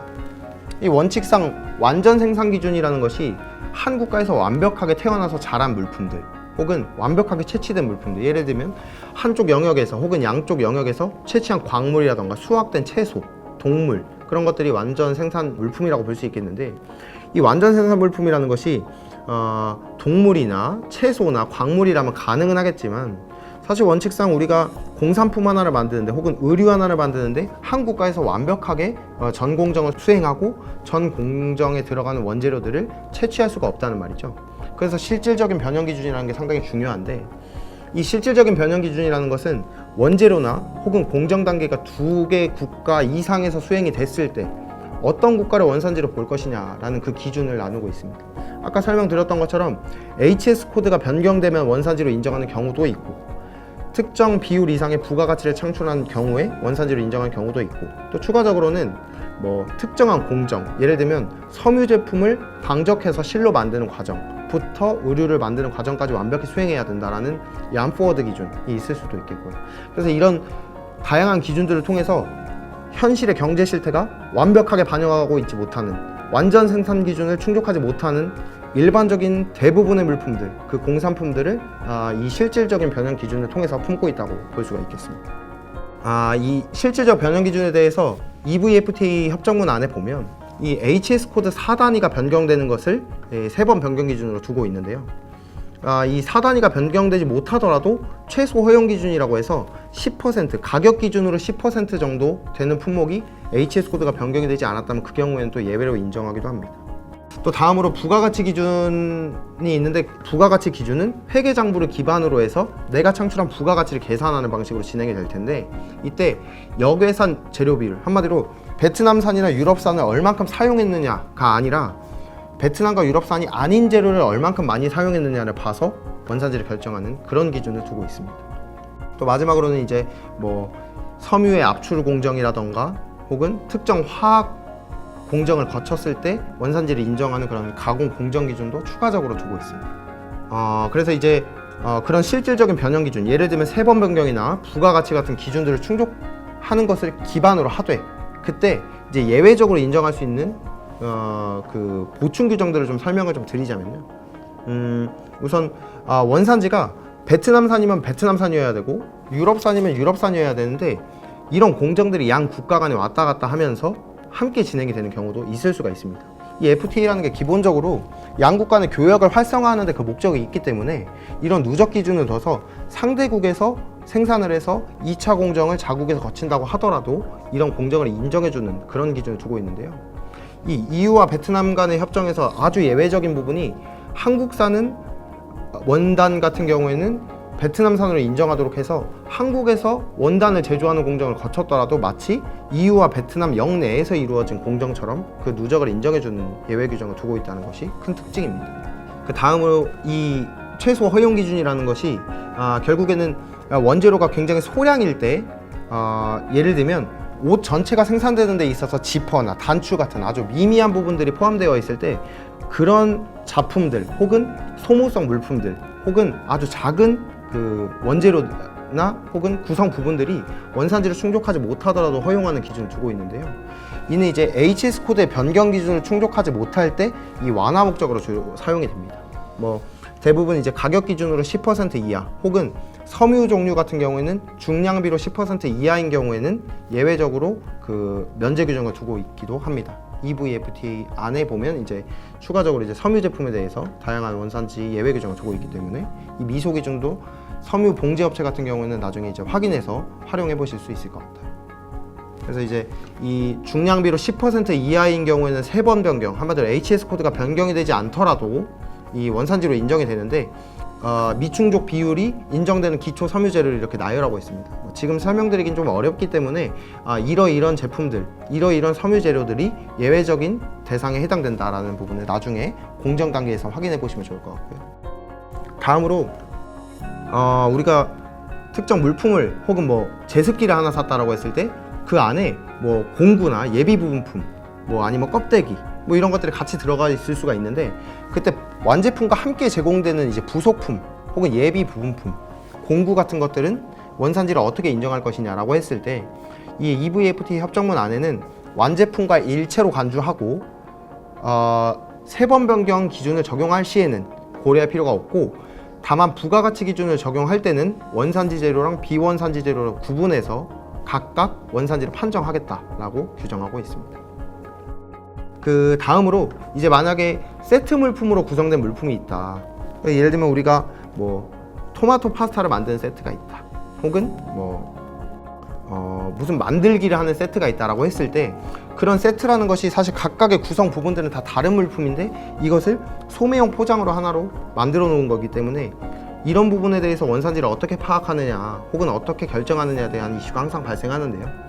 이 EVFTA 협정문 안에서는 각각의 구성 제품 중에서 원산지를 충족하지 못하는 제품의 비중이 EXW, 즉 공장도 가격 기준으로 15% 이하이면 예외적으로 원산지를 인정해 주도록 하고 있습니다. 또 다음으로 간접 재료라고 해서 우리가 생산 중간에 들어가는, 그러니까 완제품에는 사실상 들어있지 않지만 중간 과정에서 사용되는 뭐 연료나 에너지, 전기세 혹은 뭐 공구나 뭐 몰딩 혹은 인부들이 있는 작업복까지도 이런 부분들을 어떻게 계상하면 좋냐라고 했을 때 이 EVFTA에서는 원산지 결정에는 고려하지 않지만 부가가치 기준을 적용할 때 이것을 제조 간접비에 포함할 수 있도록 해서 이런 물품들이 베트남 안에서 사용이 되면 그만큼 부가가치를 추가 창출한 걸로 봐서 FTA를 쉽게 적용할 수 있도록 예외 규정을 두고 있습니다. 다음으로 이제 대체 가능 물품이라고 해서 이 범용성 부품품, 흔히 말하는 뭐 볼트, 너트 같은 것들을 이야기하는 건데요. 이런 것들이 사실 어느 국가나 어느 기업한테 구매하더라도 사실 그 특징이 본질적으로 동일해서 상업적으로 이 대체 사용이 가능한 경우에는 이 경우에는 어떻게 원산지를 관리하여야 하는가에 대한 설명인데요.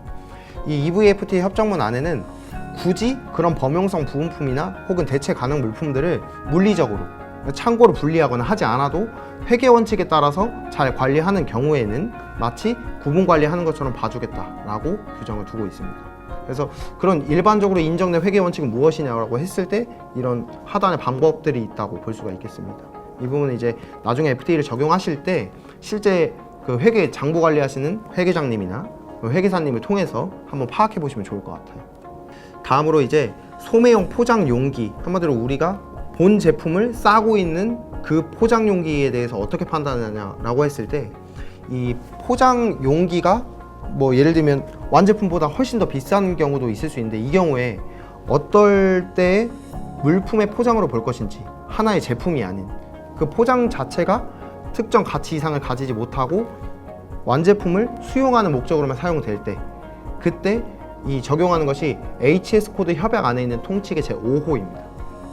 이런 규정에 따라서 완제품을 단순히 보호 목적으로 혹은 이제 포장하기 위한 목적으로 포장재가 사용되었을 경우에는 이때 이 포장재 또한 원산지 결정을 하는 데 있어서의 기준에 포함시키도록 지금 규정을 하고 있습니다. 그래서 이 포장 용도로 사용된 재료들도 원산지를 다 판정해서 계상을 해야 된다고 볼 수 있겠습니다. 다음으로 이 중간재 규정도 이 EVFTA에 포함되어 있는데요. 이 중간재 같은 경우에는 완제품을 만들기 전 공정 단계에서 생산된 제품들이 있을 수 있는데, 이 중간에 만들어진 원재료들에 대해서 그 안에 포함되어 있는 비원산 재료를 따로 판단해야 되느냐 안 해야 되느냐 라는 것을 의미하는데요. 예를 들면 우리가 IC칩을 하나 사서 핸드폰을 만들었다고 치면 그 IC칩을 만드는 과정 안에 들어간 비원산지 재료까지도 고려를 해야 되는가 라는 그런 의문이 생길 때 적용하는 규정인데요. 이때 이 중간재 자체가 원산지 재료이기 때문에 완제품 생산에 들어간 그 중간 재료들을 생산하는 과정에 기초 원재료로 들어간 그 원산지 재료들은 비원산지인지 원산지인지를 불문하고 원산지 재료로 보겠다라고 규정하고 있습니다. 이런 원산지 다양한 규정들이 EVFTA에 포함되어 있음을 좀 알 수 있었는데요. 그럼 결국 우리가 이러한 과정들을 다 공부하고 우리의 회계장부를 연구해서 FTA의 원산지 결정 기준을 충족한다고 확인을 했을 때 어떻게 입증을 할 것이냐, 마치 물품의 국적을 입증하기 위한 여권이나 신분증처럼 이 원산지 증명할 수 있는 서류를 발급하는 것이 이제 마지막 단계로서 상당히 중요한데요. 이 기본적으로 원산지를 증명하는 방식은 두 가지가 있는데, 그 국가의 기관에서 발급받는 기관 발급 방식과 수출자나 생산자가 자유로 발급하는 자유 발급 방식이 있습니다. 이 두 가지의 차이점은 어디에서 기인하냐, 해당 협정과 해당 국가에서 수출자를 얼만큼 신뢰할 수 있는지 여부에 따라서 좀 다르다고 볼 수 있겠습니다. 따라서 기존의 EU가 체결해왔던 대부분의 FTA는 자율 발급 시스템을 적용하고 있었고요. 반대로 베트남이 그동안 체결해온 FTA는 대부분이 기관 발급을 채택하고 있었습니다. 이거는 자국의 생산자나 수출자를 신뢰할 수 있는 정도에 따라서 조금 다르다고 말씀을 드렸는데요. 이 EVFTA 협정문 안에 보면 기본적으로는 이제 기관 발급과 자율 발급을 선택할 수 있도록 규정하고 있습니다. 이 유럽에서는 인증 수출자라는 제도를 또 운영하고 있기 때문에 다만 이제 자율 발급을 하되 6,000유로 이상 수출하는 수출자 같은 경우는 인증을 받은 수출자만이 자율로 발급이 가능하다 이렇게 규정하고 있는데, 반대로 이 FTA 협정문을 베트남의 내부 법률로서 받아들일 때는 어떻게 받아들였냐. 자, 첫째로는 기본적으로 자율 발급이 가능은 하다고 규정을 하고 있습니다만 6,000유로 이하의 경우에 자율 발급이 가능하고, 물론 사후에 자율 발급을 하고 이 에코시스라는 베트남의 원산지 증명서 발급 시스템에 증빙 자료를 업데이트한다는 가정 하에 자율 발급이 가능하고요. 그럼 6,000유로 초과했을 때는 어떡하냐? 아직은 베트남의 인증 수출자 제도가 적용이 안 되고 있기 때문에 기관에서 특정 원산지 증명서 폼을 가지고 발행하도록 규정하고 있습니다. 다만 이제 EU에서 수출되어서 베트남으로 수입되는 물품 같은 경우에는 사실상 100% 자율 발급, 수출자가 직접 발급하는 방식으로 진행된다고 볼 수 있겠습니다. 그래서 이 자율 발급 원산 증명서를 어떻게 만들 것이냐, 이 원산지 증명서에 특정한 폼이 있는 것은 아니고 우리가 흔히 말하는 상업 서류, 대표적으로 이제 인보이스나 패킹 리스트가 있을 수 있는데 그 안에 이 보시다시피 PPT에 나와 있는 저 문구를 기재하는 방식으로 이제 진행을 합니다. 다만 이 인증 수출자 번호가 6,000유로 이상일 때는 초과일 때는 반드시 필요하고, 거기에 원산지 국가와 장소, 날짜 이런 기본적인 정보들을 모두 기입한 이후에 수출자가 성명을 적고 서명을 하면 그거로써 원산지를 인정해 준다는 기준입니다. 그래서 이 원산지 신고 문구 이 안에 칸에 보면 디익스포터로 시작하는 저 문구가 있는데요. 이 문구는 협정문 안에서 명확하게 정하고 있는 문구이기 때문에 추후에 이 오탈자가 난다거나 다른 문구로 바꿔서 범용으로 사용하시게 된다면 그때는 상대국에서 협정 적용을 거절받은 확률이 높습니다. 주의하셔야겠고요. 그래서 베트남에서 자유발급 원산지를 어떻게 신고할 것이냐라고 했을 때 우선 방금 말씀드린 대로 인보이스에 디익스포터로 시작하는 그 문구를 기재한 후에 서명까지 하고 수출을 진행한 이후에 에코시스라고 베트남 원산지 증명서 발급 시스템에 원산지 문서와 수출 신고서, 인보이스, 또 BL 같은 운송 서류, 그리고 BOM이나 자재 구매 증빙 같은 회계장부상의 어떤 그 원산지 증빙 같은 것들을 모두 첨부해서 업로드를 하고 진행을 해야 됩니다. 사실 수출 진행하고 발급이 다 진행이 되면 그때 와서 이제 이 에코시스에다 업로드를 하면 된다고 볼 수 있겠는데요. 반면에 기존에 진행하던 방식은 기관에서 발급하는 원산 증명서를 발급할 때 이 원산 증명서의 폼은 어떻게 정해져 있느냐라고 한다면 기존의 FTA의 원산 증명서는 Certificate of Origin이라는 용어를 많이 써서 흔히들 CO라고 부르는데 이 EVFTA 같은 경우는 Movement Certificate라고 해서 이 특정 EUR1 양식을 가지고 있습니다. 이 양식에 보면 지금 수출자나 그리고 이제 물품을 받는 수입자, 원산지, 수입국가 등등을 모두 기재하도록 되어 있는데 이렇게 모두 기재된 원산지 증명서를 아까 말씀드린 에코시스라는 시스템을 통해서 접수를 하면 베트남 발급기관에서 도장을 찍어서 원본을 실제 사무소에서 발급하도록 되어 있습니다. 이렇게 원산 증명서 양식이 따로 규정이 되어 있기 때문에 이 양식대로 진행을 하시면 되겠고요. 자, 마지막으로 5번째 콘텐츠 진행하겠습니다. 우선 이 EVFTA의 마지막으로 기타 주요 사항을 설명드린 후에 베트남에서 FTA를 적용할 때 어떤 주의사항이 있는지를 좀 설명드리고 마지막으로는 EVFTA의 어떤 EU와의 통상 관계에 대해서 최종적으로 한번 설명을 드리겠습니다. 먼저 한 베트남 FTA와 비교했을 때 이 EU와 베트남 FTA는 어떤 특징을 갖고 있는지 우선 한국과 베트남 간에 체결된 FTA는 기본적으로 원산지 증명서를 기관에서 발급받도록 되어 있음에도 불구하고 베트남이 기존에 체결했던 FTA와 다르게 처음으로 자유발급 방식도 선택적으로 택할 수 있도록 지금 규정한 것이 좀 특징이라고 볼 수가 있겠고요. 다음으로는 원산지 증명서가 제출되지 않더라도 양국에서 출발하는 물품이라면 즉 베트남이나 EU에서 출발해서 베트남으로 들어오거나 유럽으로 들어가는 그 물품이라면 EU로 수입될 때 소포의 기준은 500유로 이하 또는 여행자가 직접 휴대하는 수화물 같은 경우는 1200유로 이하의 경우에는 원산지 증명서 제출 없이도 FTA 혜택을 받을 수가 있고요. 반대로 베트남으로 수입되는 물품은 총 200달러 이하로 제출 면제 규정을 두고 있습니다. 반면에 이 제출 면제 규정 같은 경우는 한 베트남 FTA가 600달러로 되어 있기 때문에 좀 더 높은 기준을 채택하고 있다고 볼 수 있겠습니다. 또한 이 추후에 원산지 증명서를 가짜로 발급받거나 이 기준이 충족이 안 되면서도 발급받는 사람들이 있기 때문에 그 검증하는 방식에 있어서도 조금 차이가 있을 수 있는데요. 우선 EU와 베트남 간의 FTA는 한 베트남 FTA와 다르게 수입국 세관이 직접 검증할 수 없도록 되어 있습니다. 한마디로 원산지에 대해서 수입국 세관에 의심을 품으면 상대국 세관에다가 요청을 하고 다만 참관을 하러 갈 수 있도록 규정을 하고 있습니다. 또 이런 원산지 검증을 요청하면 수출국 세관이 10개월 내에 검증 결과를 통보하도록 되어 있습니다.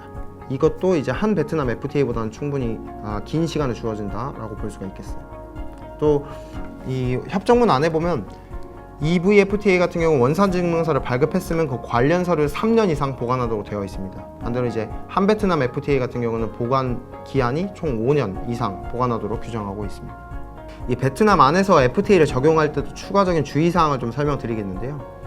이 우리나라 같은 경우는 FTA를 사후에 적용하려고 할 때, 즉 수입 신고가 다 되고 물품이 통관이 완료된 이후에 FTA를 적용하고 싶으면 특정 정해진 기간, 현재 한국 법률상 1년 이내에 원산지 증명서를 제출하면 추후에도 기존에 냈던 관세를 환급받을 수가 있는데요. 다만 베트남 같은 경우에는 현재 규정상 혹은 관행상 최초 수입 신고 당시에 FTA를 적용하겠다는 그런 적용 대상임을 표시를 해서 수입 신고를 진행하지 않으면 FTA의 사후 적용이 어렵습니다. 또 다음으로는 가장 많이 발생하는 문제 중에 하나인데요. 수입국과 수출국의 HS 코드가 다를 때는 어떻게 적용을 해야 되느냐라고 하면 이 부분은 사실 국가와 국가의 HS 코드, 그 물건을 해석하는 관행과 식견이 다른 것이기 때문에 수출국에서 수입국의 HS 코드에 맞게 원산지 증명서를 발급하는 것이 원칙입니다. 현재 베트남 같은 경우에도 그런 규정을 두고 있어서 법률상 베트남에서 판단하는 HS 코드와 유럽의 HS 코드가 다른 경우에는 유럽의 HS 코드에 맞게 원산지 증명을 발급할 수 있도록 규정이 되어 있습니다.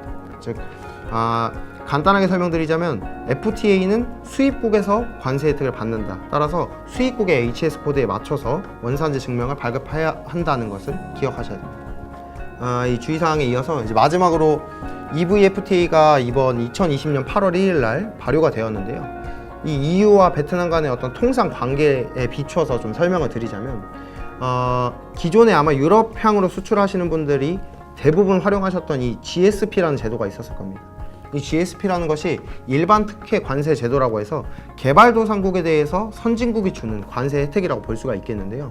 예외적으로 현재 유럽연합이 베트남에 대해서 관세 혜택을 주고 있었기 때문에 그 부분을 활용해서 많이 수출을 진행하셨을 텐데, 이 GSP를 활용하시면 기존의 인증수출자 제도를 아마 이용하셨을 것이고, 현재로서는 기관에서 원산증명서를 발급하는 것이 아예 불가능합니다. 자유발급만 가능하고, 반대로 이번 EVFTA 같은 경우에는 아직 인증수출자 제도가 확립되지 않아 있고, 이에 따라서 6,000유로를 초과하는 물품에 대해서는 베트남 발급기관에서 반드시 도장을 받은 기관 발급 원산지 증명서만 사용할 수 있다고 할 수 있겠습니다.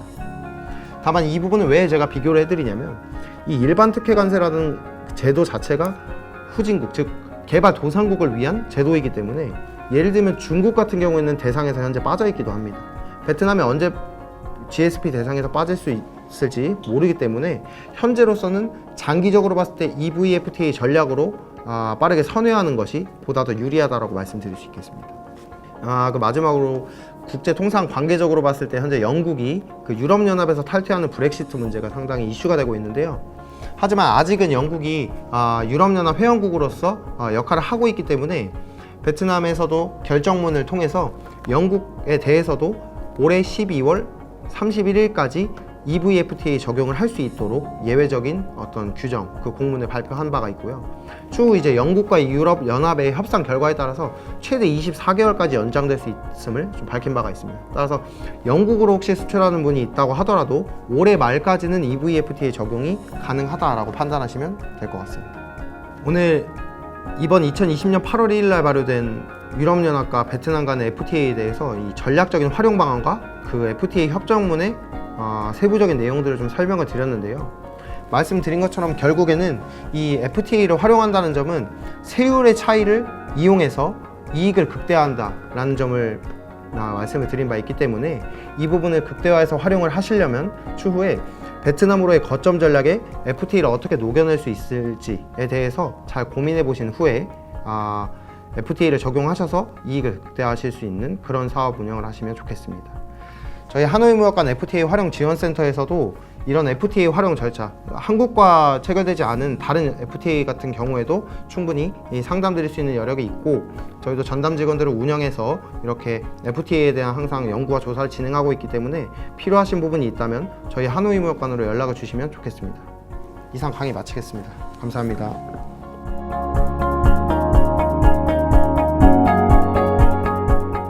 안녕하십니까. 코트라 호치민 무역관 박주희 간사사입니다. 2012년 EU와 베트남이 FTA 공식 협정을 기상한 이후로 2020년 8월 1일 드디어 EUVFTA가 발효가 되었습니다. 저는 오늘 한국 기업들이 많이 진출해 있는 섬유 산업이 EUVFTA를 어떻게 활용하면 되는지에 대해서 강의할 예정입니다. 코로나 이후에 EVFTA가 발효됨으로써 한국 진출 기업들이 EVFTA를 활용하여 수출을 진행시킬 수 있는 하나의 기회로서 평가받고 있습니다. EVFTA는 다른 FTA와 조금 다르게 한국 EU FTA를 활용할 수 있는 기회로 사용할 수 있는데요. 그렇기 때문에 한국 정부에서도 EVFTA에 많은 관심을 표시하고 있고요. 베트남 기획투자부는 2025년까지 베트남 GDP가 4.5% 증가하고 대EU 수출은 42.7%가 증가할 것으로 전망하고 있습니다. EU는 베트남의 상위 두 번째 수출지로 2019년 한 해 약 412억 달러를 수출하였습니다. 특히 EU랑 베트남 FTA가 발효됨으로써 섬유, 의류, 신발, 목재 가구, 농수산물이 EU 시장에서 경쟁력을 확보할 것으로 예상하고 있습니다. 반대로 EU산 기계 설비 및 시험 장비를 사용하는 베트남 진출 기업들은 인하된 관세를 적용해서 수입이 가능합니다. 먼저 EU 관세 철폐 계획에 대해서 알아보겠는데요. 유럽은 베트남의 가장 중요한 무역 파트너 중 하나이며 EU는 베트남의 상위 두 번째 수출지로 2019년 한 해 약 412억 달러를 수출을 하였습니다. EVFTA 발효 직후 약 71%의 베트남 제품에 대한 관세 면제, 나머지는 7년 동안 점진적으로 무관세가 적용될 예정입니다. 베트남 관세 철폐 계획에 대해서 알아보면 2018년 EU와 베트남 간 교역 규모는 총 422억 달러로 대EU 수입액은 106억 달러입니다. 중국, 한국을 이어 주요 7번째 수입 국가이며 EVFTA 발효 직후 약 65% EU 제품에 대한 관세를 면제하고 나머지는 10년에 걸쳐 점진적으로 무관세가 적용됩니다. EVFTA를 활용하기 위한 프로세스에 대해서 확인해 볼 건데요. 이 해당 프로세스는 EVFTA 뿐만 아니라 다른 협정에서도 활용하실 수 있는 프로세스이기 때문에 반드시 수출하시는 회사 기업분들은 내용을 반드시 기억해 주셨으면 좋겠습니다. 첫 번째, HS 코드를 확인하는 건데요. HS 코드는 세율 및 원산지 결정 기준 확인을 위한 필수 정보입니다. 두 번째, 원산지 결정 기준을 확인해서 협정 관세율을 확인하는 건데요. FTA 원산지 증명서 발행 시 실익이 있는 품목인지 여부를 확인할 필요가 있고 이는 HS 코드 및 연도별로 상이하기 때문에 HS 코드가 첫 번째 나와 있었던 것입니다. 세 번째, 원산지 결정 기준의 확인인데요. 수출 물품 및 국내 공급 물품이 베트남산인지 여부를 확인하기 위해서는 HS 코드 6단위에 규정된 기준 확인 및 원산지 판정이 필요합니다. 이렇게 첫 번째, 두 번째, 세 번째 스텝을 통해서 확인된 원산지 내용을 원산지 증명서라는 내용으로 우리가 확인을 해서 발행을 해줘야지만 수입자가 협정 관세 혜택을 받을 수 있고요. EVFTA에서는 특이하게 EU 쪽에서 발행하는 원산지 증명서 방법과 베트남에서 발행하는 원산지 증명 방법이 다르기 때문에 해당 방법을 반드시 숙지해서 협정에서 정하는 방법으로 원산지 증명서를 작성해야 합니다. 가장 먼저 HS 코드에 대해서 확인하도록 하겠습니다. 아마 수출입 업무를 한 번이라도 해보신 분들은 HS 코드라는 용어를 한 번이라도 다 들어보셨을 것 같습니다. HS 코드는 세계 관세 기구가 정한 제품 용도, 기능 및 재질에 따라 분류된 코드로서 6자리까지는 국가 공통적으로 사용을 하고 한국은 8자리, EU는 제품에 따라서 8자리 또는 10자리, 베트남은 8자리를 사용하게 됩니다.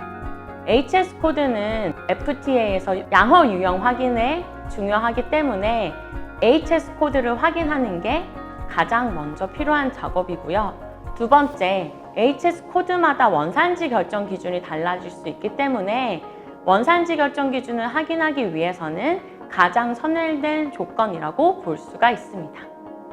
제가 업무를 하면서 가장 많이 받는 질문 중에 하나가 수출지의 HS 코드와 수입지의 HS 코드가 다른 경우 원산지 증명서를 어떻게 발행해야 되는지를 많이 질문을 하십니다. 베트남에서도 베트남 수출 HS 코드와 수입국가의 HS 코드가 상이한 경우에 수입국의 HS 코드로 발급 신청할 수 있다는 규정이 있습니다. 당연히 무조건 원산지 증명서를 수입국가 쪽의 HS 코드를 사용해서 발급을 해주는 것은 아니고요. 수입신고서라든지 품목분류 검토 의견서 등 공식적인 서류를 통해서 수입국가 HS 코드가 확인되는 경우에 그 서류를 제출함으로써 원산지 증명서를 수입국가 HS 코드로 활용해서 발행을 할 수가 있습니다. EU 수입관세율 확인 방법에 대해서 설명하도록 하겠습니다. 보시는 화면에서 HS 코드와 국가명을 기입해서 확인하는 경우에 기본 수입 관세율, GSP 관세율, 그리고 EVFTA 관세율을 확인하실 수가 있는데요. 제품에 따라서 EVFTA 관세율이 협정 발효 이후에 0%가 되는 것도 있을 거고 협정 발효 이후에 단계적으로 철폐하는 것들도 있을 텐데 이런 구체적인 스케줄을 확인을 하시기 위해서는 지금 보시는 협정문에서 EU 관세 철폐 스케줄로 확인을 하셔야 됩니다. 제가 조금 예시로 여러 가지 제품들을 가지고 와봤는데요. 제품에 따라서 협정 발효 이후에 즉시 철폐되는 제품들도 있고 남성용 코트, 편물제 코트 같은 경우에는 기본 관세율이 12%인데 4년에 걸쳐서 균등 철폐하는 것들을 보실 수가 있습니다. 앞에서 보셨던 사이트에서는 현재의 관세율만 확인할 수 있는 대신 협정문을 통해서 확인하실 경우에는 향후 계획까지도 확인을 하실 수가 있으니까요. 확인하시고 싶은 내용에 따라서 어떤 내용들을 확인하시면 되실지 결정하시면 될 것 같습니다. EVFTA가 발효되고 나서 가장 많이 여쭤보셨던 질문 중에 하나가 EVFTA가 발효되고 나면 GSP 적용이 불가능한지에 대한 여부인데요. EVFTA가 발효된다고 해서 베트남의 GSP 혜택이 바로 배제되는 것은 아닙니다. 다만 EVFTA 발효 초기에는 EVFTA 특혜 세율이 GSP 세율보다 높은 경우가 있을 수 있으니 GSP 특혜 세율과 EVFTA 특혜 세율 중 유리한 것을 선택해서 적용할 필요가 있습니다. 예를 들어서 640419호는 발효 첫 해 EVFTA 특혜 세율이 GSP 특혜 세율보다 높은 것을 확인할 수가 있는데요. 따라서 발효 첫 해인 2020년에는 GSP 원산지 증명서 포메이를 발행하고 이후 2021년부터는 EVFTA로 원산지 증명하는 것이 유리합니다. 원산지 결정 기준에 대해서 알아보도록 하겠습니다. 원산지 결정 기준은 FTA에서 정하고 있는 해당 품목별 원산지 판단 기준을 의미하는데요. 베트남에서 생산이 이루어지더라도 각 FTA에서 정하는 원산지 결정 기준을 충족하여야지만 원산지로 인정이 됩니다. 특히 섬유 산업에 해당하는 제품들은 특정 공정을 수행해야지만 원산지 제품으로 인정되기 때문에 베트남에서 수행하는 공정 자체가 FTA에서 정한, 협정에서 정한 원산지 결정 기준에 해당하는지 이런 내용들을 확인하시는 게 가장 중요합니다. 제가 여러 가지 예를 몇 가지 가지고 왔는데요. 각 케이스마다 해당 제품이 베트남산으로 인정될 수 있는지 없는지를 한번 알아보도록 하겠습니다. 케이스 첫 번째, 역외산 원사를 사용한 직물 원단.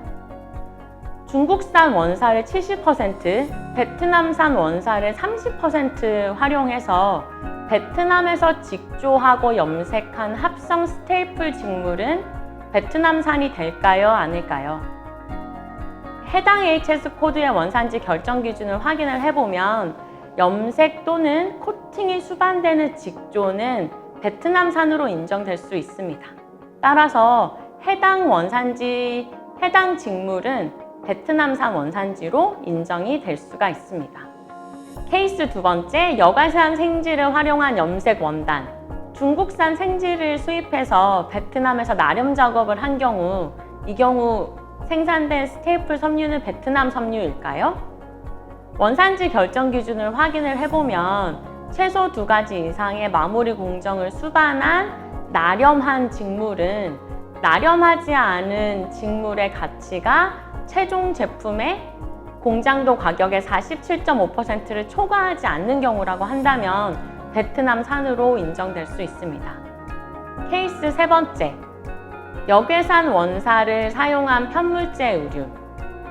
중국산 원사를 수입한 후에 베트남에서 편직 및 염색을 한 경우 해당 니트 스웨터는 베트남산이 될까요? 니트 스웨터의 원산지 결정 기준을 확인해 보면 편직 및 절단을 포함한 제조를 베트남에서 하는 경우 베트남산으로 인정받을 수 있기 때문에 해당 제품은 베트남산으로 인정이 가능합니다. 케이스 네 번째, 역외산 원사를 사용한 직물제 의류. 중국산 원사를 수입한 후에 베트남에서 편직 및 염색을 통해서 생산한 셔츠는 원산지 결정 기준을 확인해 본 결과 제조를 동반한 직조를 베트남에서 수행한 경우에 베트남산으로 인정받을 수 있기 때문에 원사를 중국산으로 사용하였다고 하더라도 베트남산으로 인정받을 수 있습니다. 케이스 다섯 번째, 역외산 생지를 사용한 직물제 의류인데요. 중국산 생지를 수입한 후에 베트남에서 염색 가공 후 생산된 셔츠의 원산지 결정 기준을 확인해 보면 제조를 동반하는 직조 또는 최소 2가지 이상의 마무리 공정이 수반된 염색을 하는 경우 베트남산으로 인정받을 수 있기 때문에 해당 제품도 베트남산으로 인정 가능합니다. 케이스 여섯 번째, 한국산 염색 원단을 사용한 직물제 의류. 한국산 염색 원단을 사용해서 베트남에서 봉제 마무리 가공을 하는 경우 해당 제품은 베트남산으로 인정받을 수 있을까요? 치마의 원산지 결정 기준을 확인을 해보면 방적을 통해서 뜨개질을 동반한 생산을 한 경우에만 베트남산으로 인정받을 수 있습니다. 하지만 케이스 여섯 번째는 EVFTA의 특이한 조항 하나 때문에 베트남산으로 인정받을 수 있는데요. 그게 다음 장에서 살펴볼 교차 누적입니다. 교차 누적에 대해서 자세히 알아보도록 하겠습니다. 교차 누적이란 동일 원산지 규정을 마련하고 있지 않은 FTA 간 누적을 허용하는 것으로서 EVFTA에서는 한국산 원단으로 생산된 의류 및 아세안산 오징어, 문어로 생산된 가공품에 대해서 교차 누적을 인정하고 있습니다. 현재 교차 누적 적용은 한배 정부 간 협의 중으로서 현재 시점에서는 적용이 불가합니다. 베트남 MOIT에서는 해당 적용 관련하여 한국 정부와 적극적인 논의 중인 것으로 입장을 밝혔고요. 추후 별도 안내가 있기 전까지는 한국산 원단에 대한 예외 적용은 불가합니다. 다만 향후에 교차 누적이 적용 가능한 경우를 대비해서 뒷장에서 좀 더 자세히 교차 누적의 적용 요건에 대해서 알아보도록 하겠습니다. 첫 번째, 한국에서 수출되는 직물은 한EU FTA 원산지 결정 기준을 충족한 직물이어야 합니다. 두 번째, 한EU FTA 원산지 결정 기준을 충족한 직물은 수출될 때 한EU FTA 규정에 맞는 원산지 증명서를 발행해야 됩니다. 한EU FTA 원산지 증명서를 발행하기 위해서는 인증 수출자 번호를 취득하셔야 되는데요. 인증 수출자 번호가 아직까지 마련되어 있지 않은 한국 기업들 경우에는 한국관세청에서 이를 반드시 취득하신 이후에 원산지 증명서를 자율 발행하셔야 됩니다. 세 번째, 직접 운송 원칙을 충족하셔야 됩니다. 한국산 직물이 베트남으로 수출되는 경우 베트남, 한국 이외에 제3국의 경유 없이 직접 운송된 것이어야 합니다. 네 번째, 원산지 증명서상 표시 의무인데요. 한국산 직물을 교차 누적한 경우 해당 사실을 EU에 통보해야 하며 베트남에서 생산된 최종 의류 제품은 한국산 직물을 사용하였음을 베트남에서 발행된 원산지 증명서상 표기하셔야 합니다. EVFTA 교차 누적과 원산지 증명서. 베트남 MOIT에서는 수출 제품에 대한 EVFTA 원산지 증명서 관련된 규정을 7월 31일에 발표를 했는데요. 베트남에서 수출하는 경우 다음과 같이 원산지 증명을 하셔야 합니다. 첫 번째, 원산지 신고서. 인보이스 가격이 6,000유로 이하인 경우에는 수출자가 원산지 증명서를 자율 발행할 수 있습니다.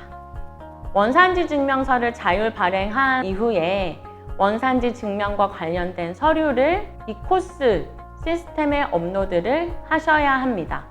아래에 보시는 인보이스가 샘플로 작성한 자율증명 원산지 증명서인데요. 아래에 보시는 것처럼 한국산 원단을 교차 누적 사용한 경우에는 리마크란과 같이 한국산 원단을 교차 누적하여 사용하였음을 반드시 표시하셔야 합니다. 인보이스 가격이 6,000유로를 초과하는 경우 베트남 상공부에서 기간 발행하여 신청하시면 됩니다. 인보이스 총 가격이 6,000유로 이상 초과하는 경우에는 원산지 증명서 양식인 EUR1 양식에 다른 기타 협정과 동일하게 원산지 증명서를 기관에서 신청하셔서 발행받게 되고요. 기존의 포메이 GSP 원산지 증명서는 베트남 상공회의소에서 발행을 하셨다면 EVFTA 원산지 증명서는 VKFTA나 AKFTA 신청하셨던 MOIT에서 원산지 증명서를 발급하시면 됩니다. 앞에서는 총 4가지 단계로 원산지 증명서를 발행하는 것까지 알아보셨다면 지금부터는 원산지 검증에 대한 얘기를 해볼까 합니다. 한국에 계신 수출자분들은 아마 직접적으로든 간접적으로든 원산지 검증에 대한 경험이 한 번쯤은 있으실 수도 있을 것 같은데요. EU 세관은 원산지 검증에 대한 경험이 풍부하기 때문에 EVFTA 발효 이후에 원산지 검증은 피할 수 없는 운명일지도 모릅니다. 따라서 수출자들은 원산지 검증이 왔을 경우에 해당 제품이 베트남산이 맞는지를 증명하는 이런 절차들, 키포인트를 중요하게 확인하셔서 준비를 하셔야 될 것 같은데요. EVFTA는 특이하게도 EU 세관에서 베트남 세관에 조사 요청을 하게 되면 베트남 세관에서 수출자의 제품이 베트남산이 맞는지 아닌지를 조사하는 간접 검증 방식입니다. 우선 조사 대상자를 선별을 한 이후에 수입자를 통해서 원산지 증명서에 관련된 소명자료 요청을 하게 되고요. 이 소명자료가 불충분하다든지 아니면 직접 수출자를 검증해야 된다라고 판단이 될 경우에는 수출국 당국에 원산지 조사를 의뢰를 해서 조사 요청일로부터 10일 이내에 그 해당 제품이 베트남산이 맞는지 아닌지에 대한 회신을 받게 되고 그 회신 결과에 따라서 특혜 관세 승인을 하든지 취소하는 결정을 하게 됩니다. 원산지 검증에 대비하기 위해서는 어떤 내용들을 준비를 해야 되는지가 아마 제일 궁금하실 텐데요. 해당 내용을 총 8가지 포인트로 나누어서 알아보도록 하겠습니다. 첫 번째, 발급 주체의 적정성 여부인데요. 아까도 말씀드렸지만 EVFTA 원산지 증명서는 기간 발행하는 방법과 자율 발행하는 방법이 있는데 그 협정에 정해진 방법과 양식대로 원산지 증명이 적절하게 발급 주체가 적절하게 발행이 됐는지가 가장 중요한 포인트 중에 하나일 거고요. 두 번째는 원산지 증명서 유효기간 경과 여부입니다. 협정에서 정한 원산지 증명서의 유효기간은 수출일로부터 12개월 이내인데요. 수입국에서 수출 신고일로부터 12개월 이내에 원산지 증명서를 발행을 해서 적용했는지가 두 번째 중요한 체크 포인트라고 할 수 있겠습니다. 세 번째, 원산지 증명서 양식의 적정성 여부인데요. 협정에서 정하고 있는 서식에 따라 작성되었는지, 사용된 언어가 협정에서 정하고 있는 언어인지, 기재사항이 사실대로 작성되었는지, 항목별 기재사항에 대해서 누락이 없는지 등을 확인하셔야 됩니다. 네 번째, 거래 당사자 요건 충족 여부인데요. 원칙적으로는 수출 당사국과 수입 당사국 간에 직접 거래를 해야 되고 비당사국 중개인이 개입해서 3자 거래를 하는 경우에는 3자 인보이스를 발행해서 원산지 증명하는 것도 가능합니다. 다섯 번째, 협정별 원산지 결정 기준을 충족하였는지 여부인데요. 앞에서도 말씀드렸지만 섬유 제품들 같은 경우에는 가공 공정 기준을 채택하고 있는 경우가 많기 때문에 베트남에서 생산된 그 공정 자체가 협정에서 정한 공정인지 여부를 확인하는 게 중요할 거고, 다른 원산지 결정 기준이라고 한다면 각각 기준에 부합하는 생산 공정인지, HS 코드가 바뀌었는지, 부가가치가 발생했는지를 객관적으로 증빙을 하셔야 됩니다. 6번째, 제3국 물품의 협정 당사국 우회 수입 여부인데요.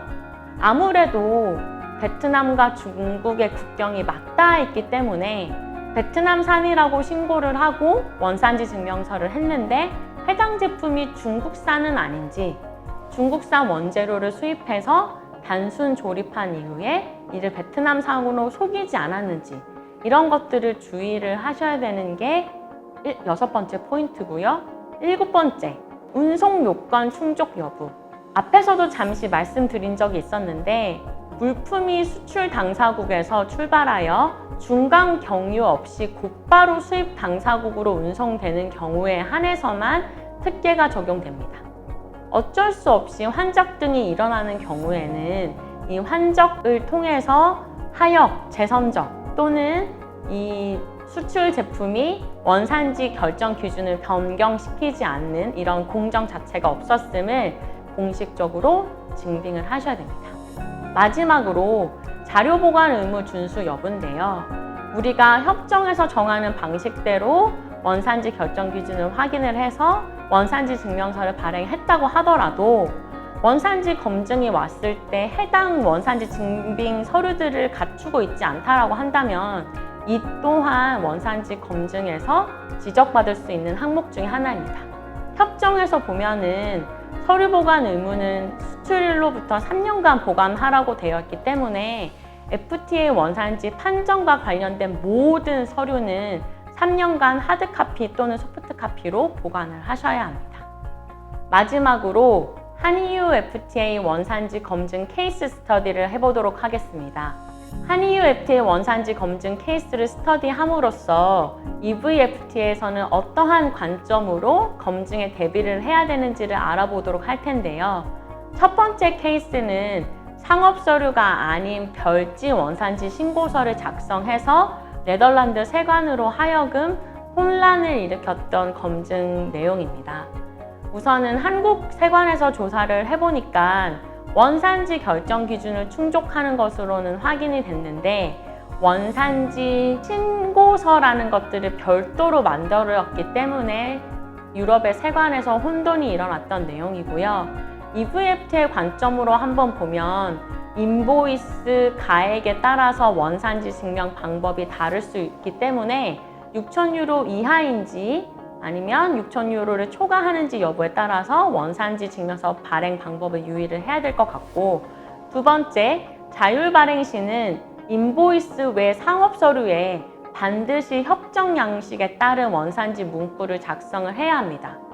작성 양식 오류로도 검증 대상이 될 수 있기 때문에 작성 양식이 올바른 양식으로 발행될 수 있도록 주의를 하셔야 되고요. 두 번째, 비원산지 제품 우회 수출 여부 의심. 체코 세관에서 자동차 부품에 대해서 원산지 검증을 요청했던 사례인데요. 인중 수출자가 상업서류인 인보이스에 원산지 신고 문헌을 작성했기 때문에 원산지 증명서 양식에는 문제가 없었고, 확인을 한번 해보니까 499개 제품 중에서 1개 제품이 3번 변경 기준 불충족한 것인데 충족으로 잘못 입력이 된 것을 확인을 했었습니다. 그래서 EVFT의 관점에서 보면 섬유 제품은 가공 공정을 하나의 기업에서 수행하지 않는 경우가 많기 때문에 각각의 가공 단계별로 원산지 증빙 자료를 구비를 하셔야 될 것 같고요.